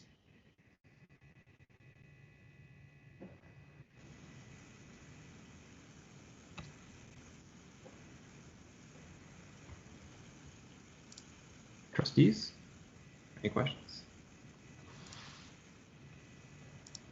Select Board, any questions or comments? Thank you for filling that gap, Travis. Yeah, absolutely. I do want to point out I did get a couple comments from Amber prior to the meeting, and she made a good point that at the end of section 5F, I don't believe that last paragraph needs to be there. It appears to be referencing accidents, and that paragraph is already in section 5G. So I think that was a duplicate copy and paste error. And I went and reviewed the statute as well, and there's not actually anything in the statute that references a specific time frame for a reasonable suspicion drug test to be performed, whereas the statute does reference a specific time frame for a reasonable suspicion alcohol test, which is addressed in I think it's the paragraph above there. Yeah. So I don't believe that paragraph is necessary. So I was going to scratch that if everyone was okay with it. And then the definition of accident at the end of the document did not reference senior van drivers. So I made that correction as well. And that's on, let's see here. It's on page 12 of the policy. So it says accident means an occurrence associated with the operation of a CMV. I added or a senior van. But I believe those were the only comments I've received. One other comment, and it's not necessarily a change to the policy, but it's something I can bring to all of your attention, is if there is a positive drug test, the way I drafted the policy is that the employee would initially be placed on a paid administrative leave, and we would then have the ability to change it to an unpaid administrative leave. That's something that could be up for discussion, whether or not to pay said employee if they were to test positive and be placed on the leave while they went through the steps to return to work. And then the other component being, if there's a positive drug test, you have to be referred to and see a substance abuse professional, an SAP. And the policy currently reads that the employee would be responsible for that cost. So those two comments were made to me. I wanted to put them in front of the boards if they have thoughts one way or another. Yep. Very thorough. Amber, I see you have your hand up. Yeah, I was just going to say, I'm actually, so obviously I brought those comments up to Travis after reviewing the document. And my only concern with the making the employee pay for counseling is, I think it's the obvious. You want folks to seek counseling and to seek treatment, and for them to have to pay for it, and if they don't have the ability to pay for it. So I'm kind of on the fence with that particular section. But other than that, I really, I think it's a great policy and I support it. Yeah, thank you. I will say if there is a positive drug test, the SAP is not optional. You do need to see a substance abuse professional before you can have a return to work test. I've experienced a couple positive tests, in my time as a designated employer representative. Not only do you have to see the SAP, you have to convince them of, what caused the positive test, that you're on the right track, that it's not going to occur again. They put a return to work plan in place for you that typically covers a multitude of return to duty tests. It's not typically just that one test. So it is a pretty extensive process to get back into the swing of things. It typically ends up being, a return to duty test and then upwards of one drug test every 2 months for upwards of a year before they put you back into the normal random quarterly pool. So I can see both sides. I can see why we would want to pay for that SAP treatment, but at the same time, you know, it is required. The employee, if they want to return to duty at some point in time, they do need to do that. And just for clarification, Travis, I think you said insurance doesn't cover something like that. Is that correct? Yeah, VLCT would not cover that cost. It would be up to the town or the village to eat the expense. Okay. And, you know, it's not huge. We're probably talking, I don't think more than like $500. It would depend a little bit on the number of visits, because sometimes it's 2 visits, sometimes it's 10, depending on what the SAP, you know, detects with that employee. But okay, thanks. We do offer the EAP service as well, which sort of can run alongside the SAP. That can get them in touch with some other counseling services, some other help. You know, if they're drinking because of financial stress, they can get them in touch with the financial assistance. The EAP can sort of broaden out the assistance, whereas the SAP is directly geared towards the drug and alcohol counseling. The EAP is typically free for upwards of like 2 or 3 visits before they make the employees start paying. So there are some free resources there, but the SAP under this policy would be the employee's expense. Thank you, Amber. Thank you, Travis. Evan, I see your hand up. I'll be brief. I appreciate, Travis, that you brought up the EAP program. That was going to be one comment I was going to make. The second one is, as you all can see, we take safety very seriously, and we want our employees as well to take that safety very seriously and not to put people in danger when they're in our vehicles or driving any of our passengers. So that's why, you know, this discussion is before you. Thank you, Evan. Dan, saw your hand up. Thanks, Evan. Yeah, just on to go along with what Evan just said about taking serious the operation of any of the vehicles. Comment earlier that Travis said something about senior vans, commercial motor vehicles. Shouldn't this just include paint it with a broad brush and just say any of the municipal vehicles? So it could be a car, it's not necessarily a commercial vehicle, but any municipal vehicles operated by an employee, they're subject to. Vermont has some very strict employment laws around drug testing employees unless it's federal or state requirements. You can do pre-employment drug testing. You cannot randomly drug test an employee unless they're under the CDL or the FTA guidelines. Is really the only exception that comes into play in Vermont. So we would be violating some labor laws if we were to make anyone operating a municipal vehicle take a random drug test. Okay. Thank you, Travis. So you were saying before that VLCT would not cover, or VLCT's insurance would not cover this type of payment. Do you know if the employee's health insurance through the town or the village would cover it? You know, that is a good question, and I don't know the answer to that off the top of my head, but I could research it for you. That would be appreciated, because I know our employees they have a good health care plan, and so if that were able to satisfy the costs, I know personally I'd be more in favor of that. I will look into that.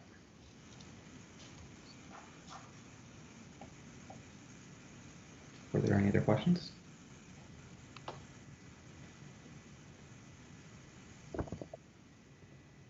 So should we wait until we get that answer, or do we want to approve it? We're only accepting it, right? Thank you, Andy. Yes. Yeah, and I'm fine with that. I made the couple changes there from Amber's comments, and I can look into the SAP thing as well, and I can get a track changes copy back before we adopt it. Sounds good, Travis. So, trustees, would you like to make a motion to accept the policy? I'll make a motion that we accept the drug and alcohol testing policy. I can second that. Sorry, it was Raj. Great, thank you, Raj. So George, you made the motion, Raj, you seconded. Is there any further debate on the motion? Hearing none, all those in favor, please signify by saying aye. Aye. Anybody opposed? Okay, thank you. Select Board, would someone like to make a motion? I move that this. I move that the Select Board accept the policy, the drug and alcohol testing policy. Thanks, Andy. Second. Thank you, Pat. Any further discussion? All those in favor, please say aye. Aye. Aye. Opposed? Thank you. Thanks. Thank you, again, Travis. Yep, thank you. And that brings us to a meeting to discuss merger.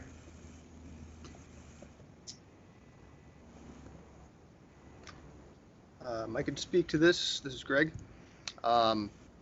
Basically, just wanted to check in with the boards and see, have a conversation about merger at some point. Originally, the plan back in late February, early March was to have a townwide vote in November of 2020.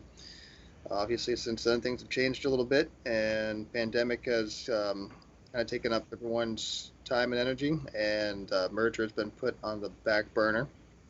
So just wanted to bring it to the select board and the trustees and see if you're willing to schedule a meeting at some point in the near future to kind of talk about what the plan is going forward.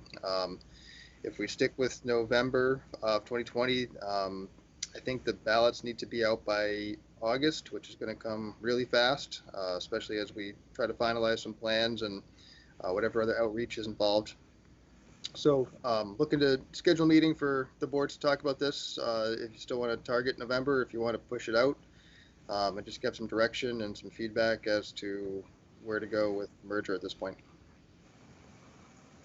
And there are some dates in first half of June that are proposed, but that they're obviously not limited. There's obviously more flexibility to those. Those are just some available dates in the next couple of weeks. Thank you, Greg. Elaine, I think it looks like you're trying to speak, but you're muted. So sorry.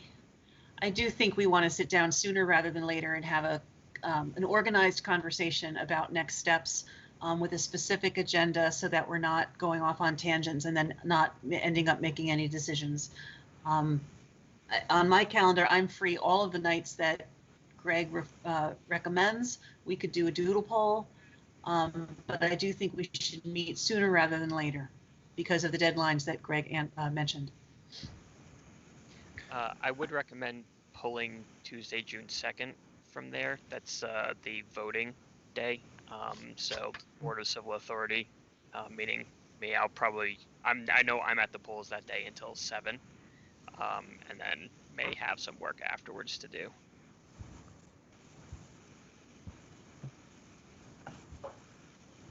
Do we want to choose a date this evening, or do we want to just send out a poll? Either way. It'd be great if we could choose one tonight. Yeah, Can I just get it out of the way. Can I just throw out that I think we should probably stay away from the regularly scheduled meetings just because of the issues that we've already seen this evening? Yes. That leaves us with June 8th, 15th, and 16th. I'm good with any of those dates. I'll vote for the 8th. Sounds like the 8th so far is a winner. Roger's good with the 8th. The 8th works for me as well. Same here. The 8th is good for me. Wow. Andy? Yep, I can do any of those days. Ooh, wow. That was too easy. That was impressive. June 8th it is. 6:30? 6:30. Yes, please. Yeah, okay. You're the best, Andy. Hmm? You're the best. Excellent. Wow, that was a little too easy. You're bracing for like a half an hour on that one, right? So can I ask a question though?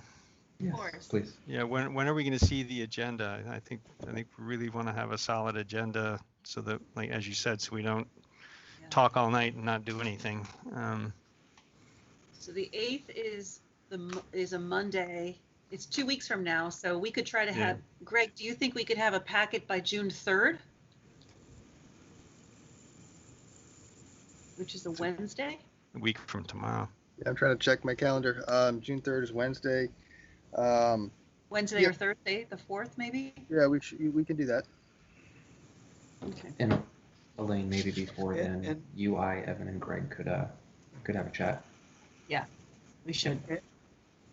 And I might suggest maybe, I like that idea, Andrew, and then the other board members can submit agenda topics That would be excellent. to me or to, probably to me would be best. And then when we meet, if you could, over the next day or two, submit me some agenda topics for that meeting. And then when Elaine, Andrew, and I and Greg meet, we can have those to packet together. Excellent. So Evan, if I can just Calendar. Evan, if I may just repeat that back just to make sure that everybody had heard it. So June 8th at 6:30 for this meeting. If trustees or select board members have agenda items we want to make sure are discussed, to send them to you as soon as possible. So that way when you, myself, Greg, and Evan or Elaine sit down and talk, we have all the desired components in advance. Merger related items, and this is merger only meeting. No other topic. Right, no other agenda items, please. Even if they seem tempting and short. Don't do it. Don't do it. Okay. That's the plan. I thought I saw a hand pop up. It may have gone away. I don't see it anymore. Seems like the board members have finished their conversation. Ken, I believe I see that you would like to speak. Yeah, if I can. I just wanted to mention that June the 8th is the day before the appointment of the new select board person. And I remember that Chairperson Haney had mentioned that whenever important decisions were to be made by the select board and there was an even number of people, that she typically would wait until the seat was filled. So I'm just noticing a bit of incongruency there. That's it. Thank you, Ken. Okay. I think we still need to have the discussion.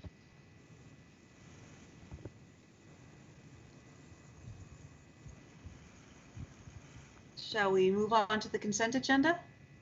I was just going to suggest that.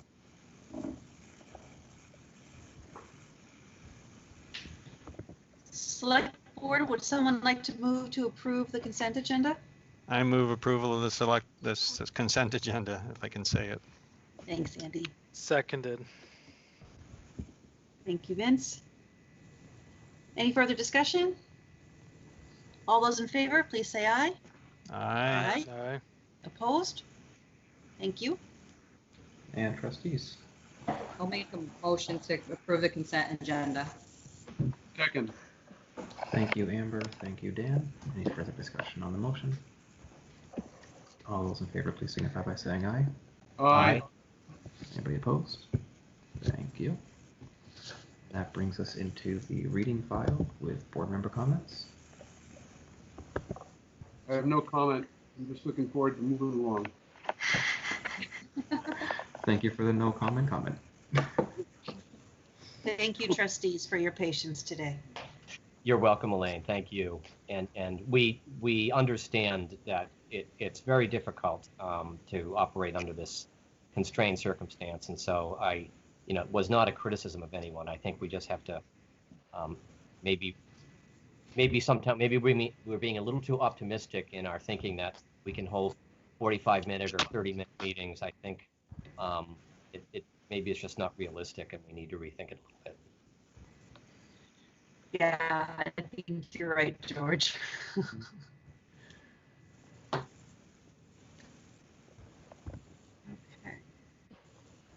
Any other comments?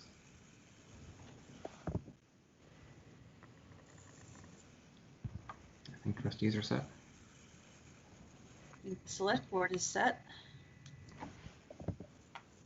I will take a motion to adjourn from the select board. Motion to adjourn. Thank you, Patrick. Is there a second? I'll second that. All those in favor, please say aye. Aye. Aye. Opposed? All right. Thank you again for a very productive meeting, everyone, and have a good evening. Take care. Bye. Well. Good night. Thank you. Bye-bye. Bye. No ukulele. All right. All right, trustees. I was going to say if we wanted to take a bio break, feel free, given it is 10 o'clock at 8 or past 10 o'clock at night. If you need to, just do it. We'll go without you. Mute your camera and mute your mic and go. Good thing you said that, Dan. I will go ahead and call to order the Village of Trustees meeting for Tuesday, May 26th. Do we have any agenda additions or changes tonight?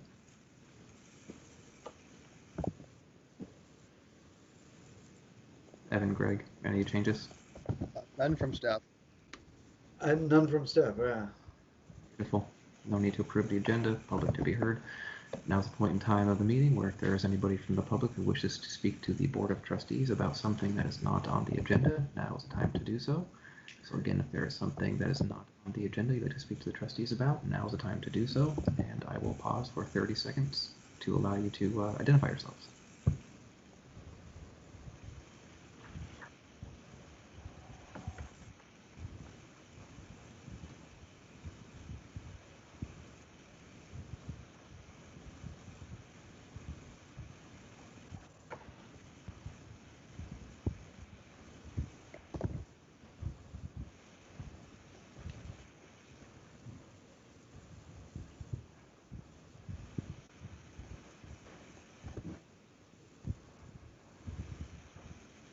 All right, seems as if there are none, so we will move on to business item 5A about waiving the requirement to review and record ballots by hand. I will make a motion that the trustees, waive the requirement. Oh, I'm sorry. Do you want to discuss this first? I'm sorry. I spoke too quick. But Andrew, yes, I didn't mean to cut you off. Sorry. I don't. I'm good. Okay. Let's keep going. We're excited.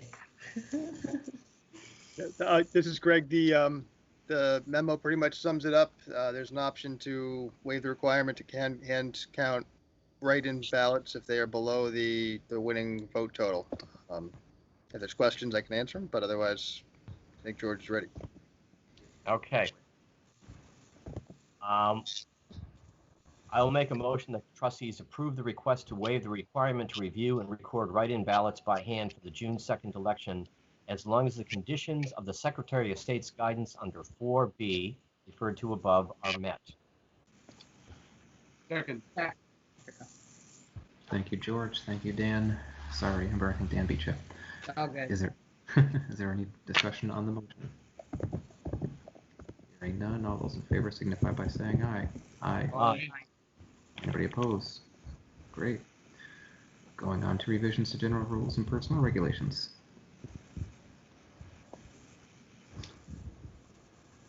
Travis? Yeah, I'm here. Well, you all have heard you've already heard the discussion. Do you need anything new from Travis? The select board portion, I know I'm all set.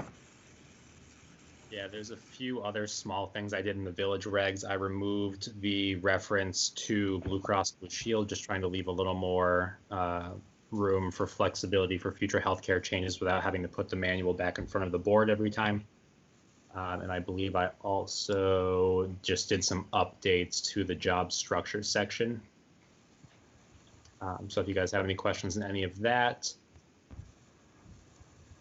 I had two kind of questions. So one on we use the term unified manager, and we are using that in the furlough section, which is the correct term. But the rest of the document seems to refer to the manager, which I think, obviously was back in the day. Does it make sense to just uniformly change it to unified manager to be consistent? Or if we're not going to use unified manager throughout the document, then remove it out of the furlough section? I personally think it would make sense to refer to the manager as the unified manager. That's his official job title. I didn't want to get too into the weeds and make too many changes here, but I'm happy to do that if you guys think that makes sense at this point in time. I guess it's just from my perspective, it was one of those, like, if we're going to make little changes about like the insurance and stuff, and then we put the unified manager, the words into this section, it kind of lines up. So okay, I'd be happy to have that be approved with the amendment that Amber, you're proposing. Okay. And then the other item that was brought up at the select board portion of the meeting was changing the reference to Columbus Day to Indigenous Peoples Day. I would recommend that, since we're going to be doing that in the town manual, we do it in the village regs as well to align with both the state and with the town.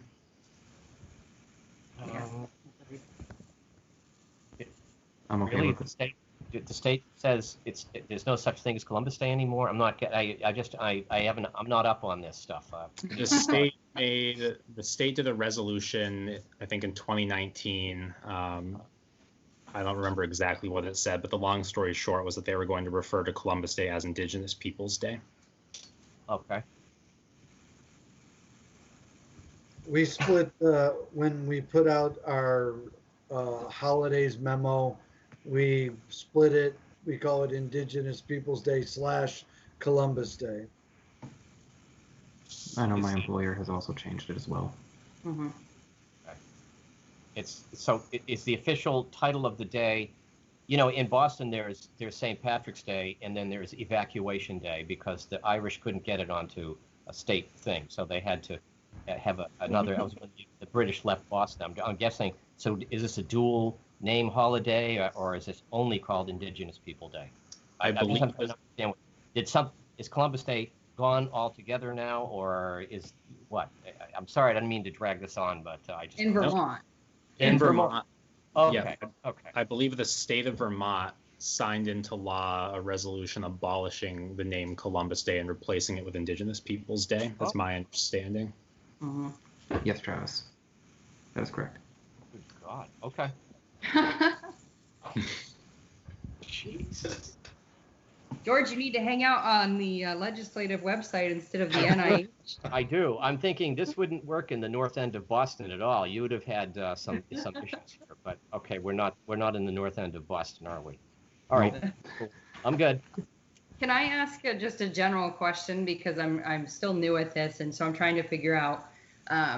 So the layoff and the furlough section, there is no mention of the role of the trustees in any of those, that those need to be brought to the trustees. I mean, obviously, at the end of the day, it's the unified manager's decision as to who is on either one of those. But I just don't see any reference to the trustee. And so I'm kind of curious how the trustees play into those two particular instances.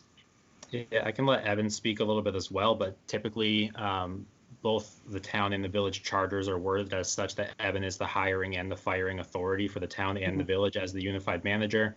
Often, I'm going to get a little bit off topic here, but if we're talking about termination, thinking about an employment action, that's one that happens more often than layoffs and furloughs. Typically, a recommendation would be made by either a department head, by Greg, by myself, to Evan as the hiring, firing authority that we're recommending a termination. And then typically Evan would hear sort of both sides of the story, and he would be the decision maker based on the evidence for why we're making the decision. So it's a termination. But layoff and furlough, we were thinking sort of the same idea, that department heads working with us would sort of present to Evan the reasons and the needs for either a furlough or a layoff, and he would be the decision-making factor on that. Do you have anything to add, Evan? Yeah, I was going to let you finish. So think about it this way, very similar to what we're talking about now. I don't think the manager would be coming up with furloughs or layoffs without the full knowledge and either consent or input from the board members. It, it is done for economic reasons, pure and simple, not out of any other reason. There is no other reason to do it. Either there's no work or no money or both to carry employees at that time, and it's usually for a time certain.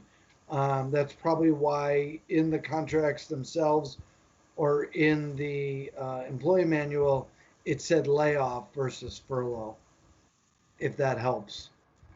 As I brought to you a few weeks ago, what we were working on and why, I would imagine even if my successor would be talking with the board well in advance of any type of action in the furlough or layoff category. Yeah. It is not something we want to do. It's not something we do lightly. Therefore, I think it would behoove the manager to communicate with his board. Yep.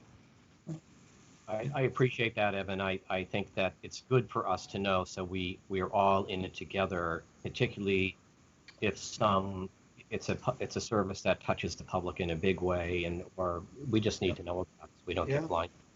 Yeah. Yeah, for employees as well. I think if there's some sort of action we're taking, whether it's a benefit change or a layoff or whatever it may be, that impacts a large portion of the employee population, I think the board should absolutely be involved in that decision. Okay. Yeah. Thank you. Thanks. Are there any other questions or comments? Okay, so we have the one change to Indigenous Peoples Day from Columbus Day, and there was another one that somebody else had mentioned that I'm hoping somebody jotted down. Unified manager. Thank you. And then, Andrew, I did make a typo in the memo there. We are asking you to adopt the policy, not accept it.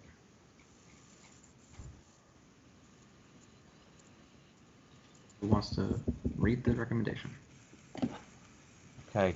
I will make a motion that the trustees adopt the proposed revisions to the Village of Essex Junction general rules and personal regulations with the additional amendments made at this meeting. Second. Thank you. Thank you for that. Travis, can you go ahead and can you just clarify why we would adopt and not accept? Oh, sorry. I thought it was just typically the select board at meetings with policies, they would accept potentially with changes and then would go to a subsequent meeting for adoption. So we were with both the select board and the trustees at these meetings. We were looking for it to be a formal adoption so that this becomes effective immediately versus a less formal acceptance of the policy for future adoption. Thank you. So there's a motion on the table. Any further comments? Hearing none, all those in favor, please signify by saying aye. Aye. Aye. Anybody opposed? Okay, that passes. I have a quick question. Sorry, this is Kathy. Yes, Kathy. The second for that motion was who, please? Raj. Raj, thank you. Thank you, Kathy, for that. Thank you as well. This clearly takes a lot of work, takes a lot of fine-tooth combing. Thank you. Yep. Thank you. Yeah, thanks. Thanks, Travis. See ya. Thanks, Travis. Thanks, Have a Travis. good night, everyone. You as well. Take care. Night, Travis. All right, this looks like utility billing. Hey, everybody. Hey, Sarah. So I have a memo in front of you tonight to request that you authorize Finance Department to move from billing quarterly to billing triannually.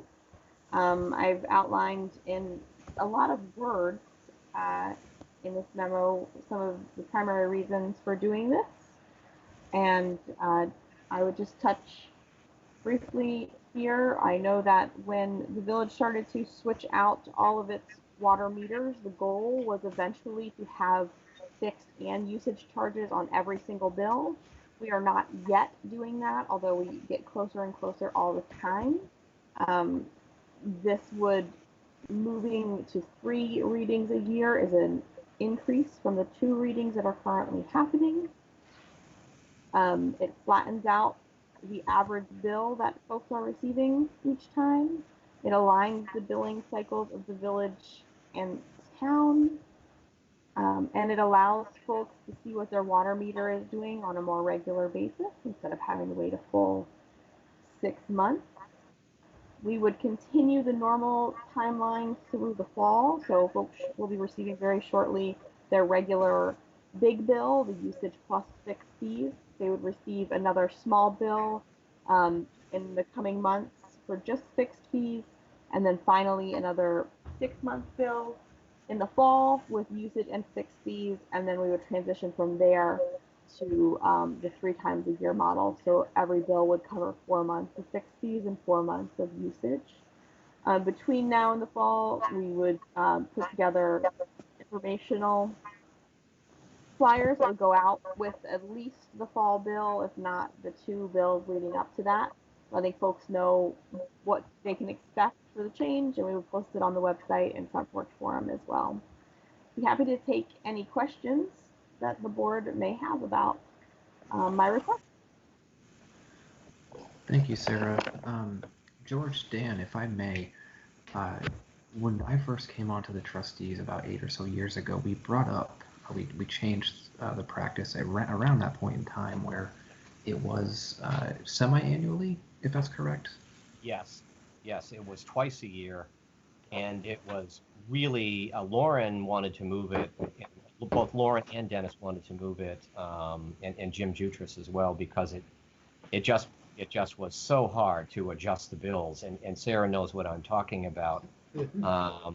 And so this sounds like maybe four times a year was a little too much. So it sounds like you're trying to find the sweet spot, Sarah. So I understand it, but that is correct. It was twice a year, and the problem was that someone would get a bill at the beginning. Their first bill would be $200, and then their next bill would be $500 because an adjustment was made. So they would get complaints. So I think this sounds pretty reasonable to me. Thank you, George. The other thing I will admit to is I live in a condo. My water bill goes into my association fees, so I never see this. Yeah. For those of you where this does directly impact you, how would that work for you?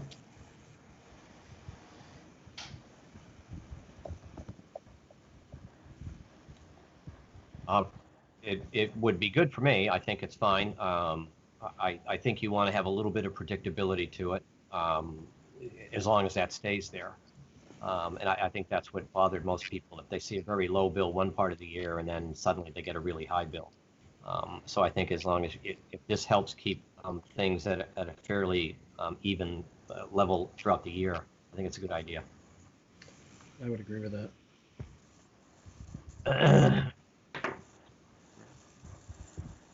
I didn't have any concerns and really wanted to make sure that for those of you that don't live in condos, getting your perspective was important. This is Evan. It helps really get us on the same page. It's going to help us with staffing because we have 2 people doing the billing, and it gets very confusing when people call. Almost, I'd say, Sarah, 90%, 95% of the billing is done at 81 Main, with a few people coming into to Lincoln. But being able to answer questions specifically, when is the next reading? When is it due? Where do I pay? Oh yeah, by the way, I'm selling my house. Can I get a reading? Trying to standardize how we're doing this and the time when we do it to make it less confusing, especially in our publications. This would be helpful. Great. Yeah, I certainly do recall when the change was made, the desire to have it be more reliable and to reduce that fluctuation that was discussed before. So if this does that, sounds good. Are there any other questions, concerns? If not, would someone like to make the motion? I will make the motion that the trustees authorize staff to transition utility billing to a tri-annual billing cycle. Second. Thank you, George. Dan, I think that was you. There's a motion on the table. Is there any further discussion on the motion? Hearing none, all those in favor, please signify by saying aye. Aye. Aye. Anybody opposed? Great, passed unanimously, thank you. And it looks like that brings us to the consent agenda.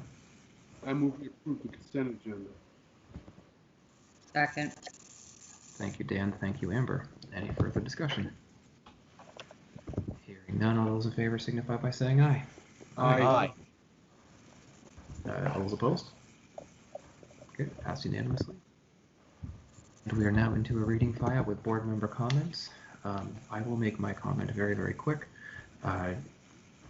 George, you had emailed me letting me know that the Village Public Works had dropped off a card thanking the trustees. George, I don't know if you have that here. Would you like to take it away? I'm holding it up to the camera. Hang on a second. And it's reversed, so you have to read backwards. Ricky Jones, I was walking my dog. Ricky Jones stopped me and he said, oh, wait a second, I've got something. And he handed me this envelope. And I said, it's for the trustees.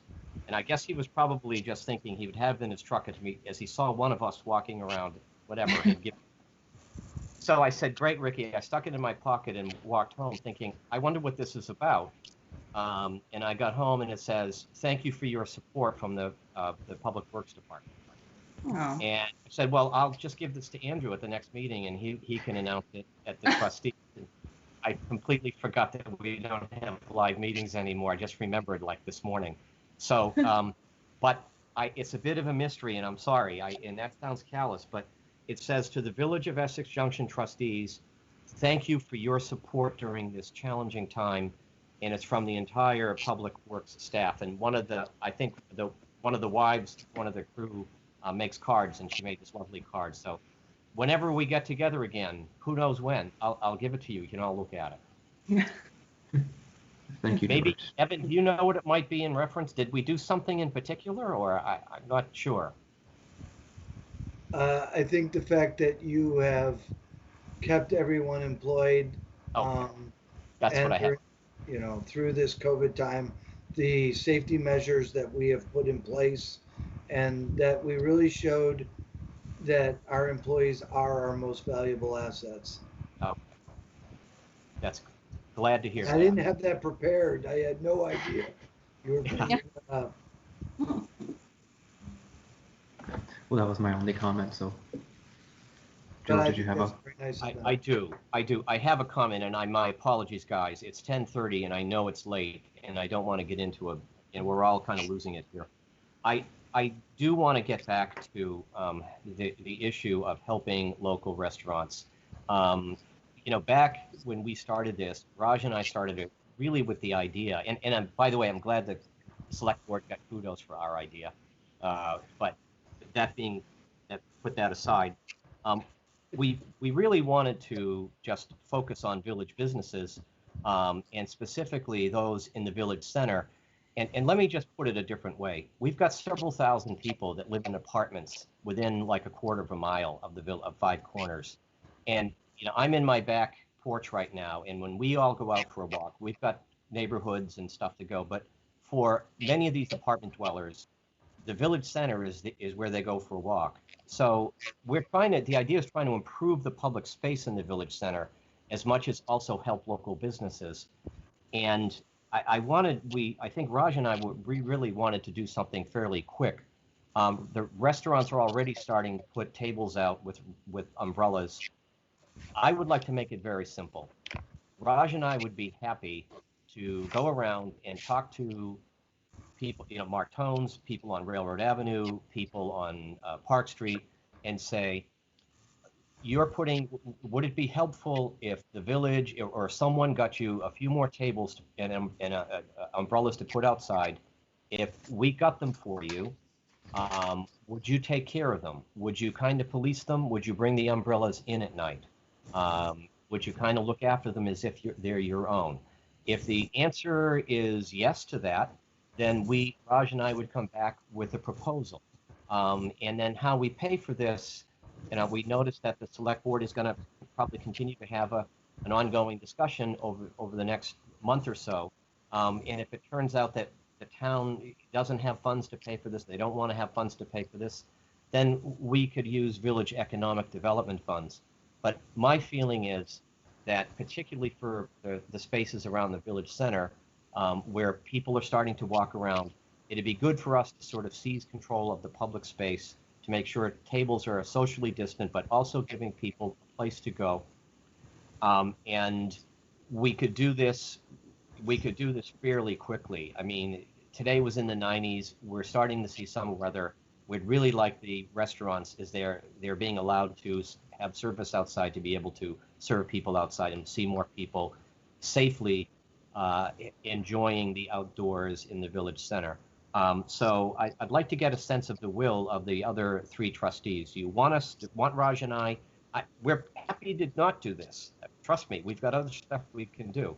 But right now, I think Raj and I are raring to go. We could probably be back at the next trustee meeting with some kind of a proposal to move forward with this. And if we can get funds from the town to do it, great. If not, if we have to use our own funds, then we'd do that. We're not talking tens of thousands of dollars. I think we're probably talking something well under that. But anyway, I'll stop talking now and get your input. George, from my perspective, honestly, I'd be happy to see you and Raj do that. I'd be happy to see you do that as soon as you're willing. Personally, if you'd like to come back to our next trustee meeting and we can have a conversation about how much to appropriate for this purpose, I'd be happy to have that put on the agenda so we can move this forward. Now that we're allowed to have socially distanced outdoor eating again, I think it's a great time to do it, and we should jump on it as soon as possible, and especially if the business is willing to take care of the responsibility of cleaning, as I know that that's one of the big issues, and making sure that they're 10 feet apart. At the same time, I think if we want to have a conversation about, do we want to shut down a street, for instance, and some of the other recommendations that I believe are in your memo, if we wanted to have those conversations at the next meeting, I'd say let's go forward. Let's do that. Okay, thanks. Thank you, Andrew. And I'm sorry, Raj, did you want to add anything to what George had mentioned before I jump in? No, not considering. Well, I guess the only thing was, listening to the response from business owners at the select board meeting. I am anxious to get face-to-face as well as face-to-face as we can be to kind of hear what they have for ideas. They're the experts. And Daryl had some good things to say, and the gentleman from Jules, and I just think there's a lot of input out there. We're anxious to get it. So I think if everybody's okay with that, we'll do what we can. Thank you, Raj. Amber, Dan? I'm good with it. Move forward. Go ahead. Sounds great. Okay. Well said. I don't see any harm in you guys going out and seeing what folks' thoughts are. And, I will say that, I read Evan's email about the picnic tables, and, the next thing I know, I get a text from a friend saying, hey, let's go have breakfast at the Firebird. But there's no place to sit outside. And I was like, well, wait a minute, there is. And, so we had an opportunity to take advantage of the picnic tables, and I won't say I'm a leader, but, you sit down and one person sits down and three others sit down. So, they were getting used. So yeah. Of course, I saw your email today too, but that's besides the point. Yeah. Well, that's why I think that if we put some out, we're going to have to, I think that the getting an assurance from whether if we put them out at Firebird or if we put them out on Railroad Ave or whatever, we get an assurance from the store owner or the restaurant owner that they'll take care of them. And also, if we're going to have umbrellas or something like that, if it's something loose that can get trashed or vandalized, that they would treat it as their own. And I know Andy said well, a lot of restaurants have their own tables. Well, yeah, some of them do, some of them don't. And some of them have stuff that really can't be put outside. So I think also, I think really just a face-to-face with a mask on conversation is what's really required at this point. So we can, Raj and I can come back with some real solid input.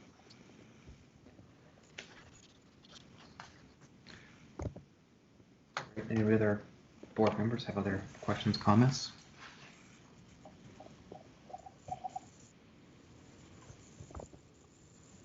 Okay.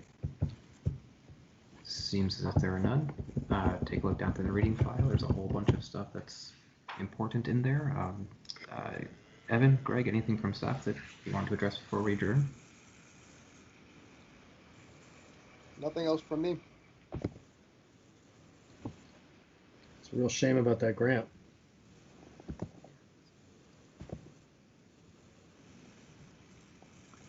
Great. Well, on that note, if someone would like to make a motion to adjourn? So moved. Dan, I think that was you. Raj, I think you seconded. Motion on the table to adjourn. Any further discussion? I was turning into headless horseman there. All those in favor of adjourning, please signify by saying aye. Aye. Anybody opposed? Great, passed unanimously. Thank you all. Good night. Good night. Good night.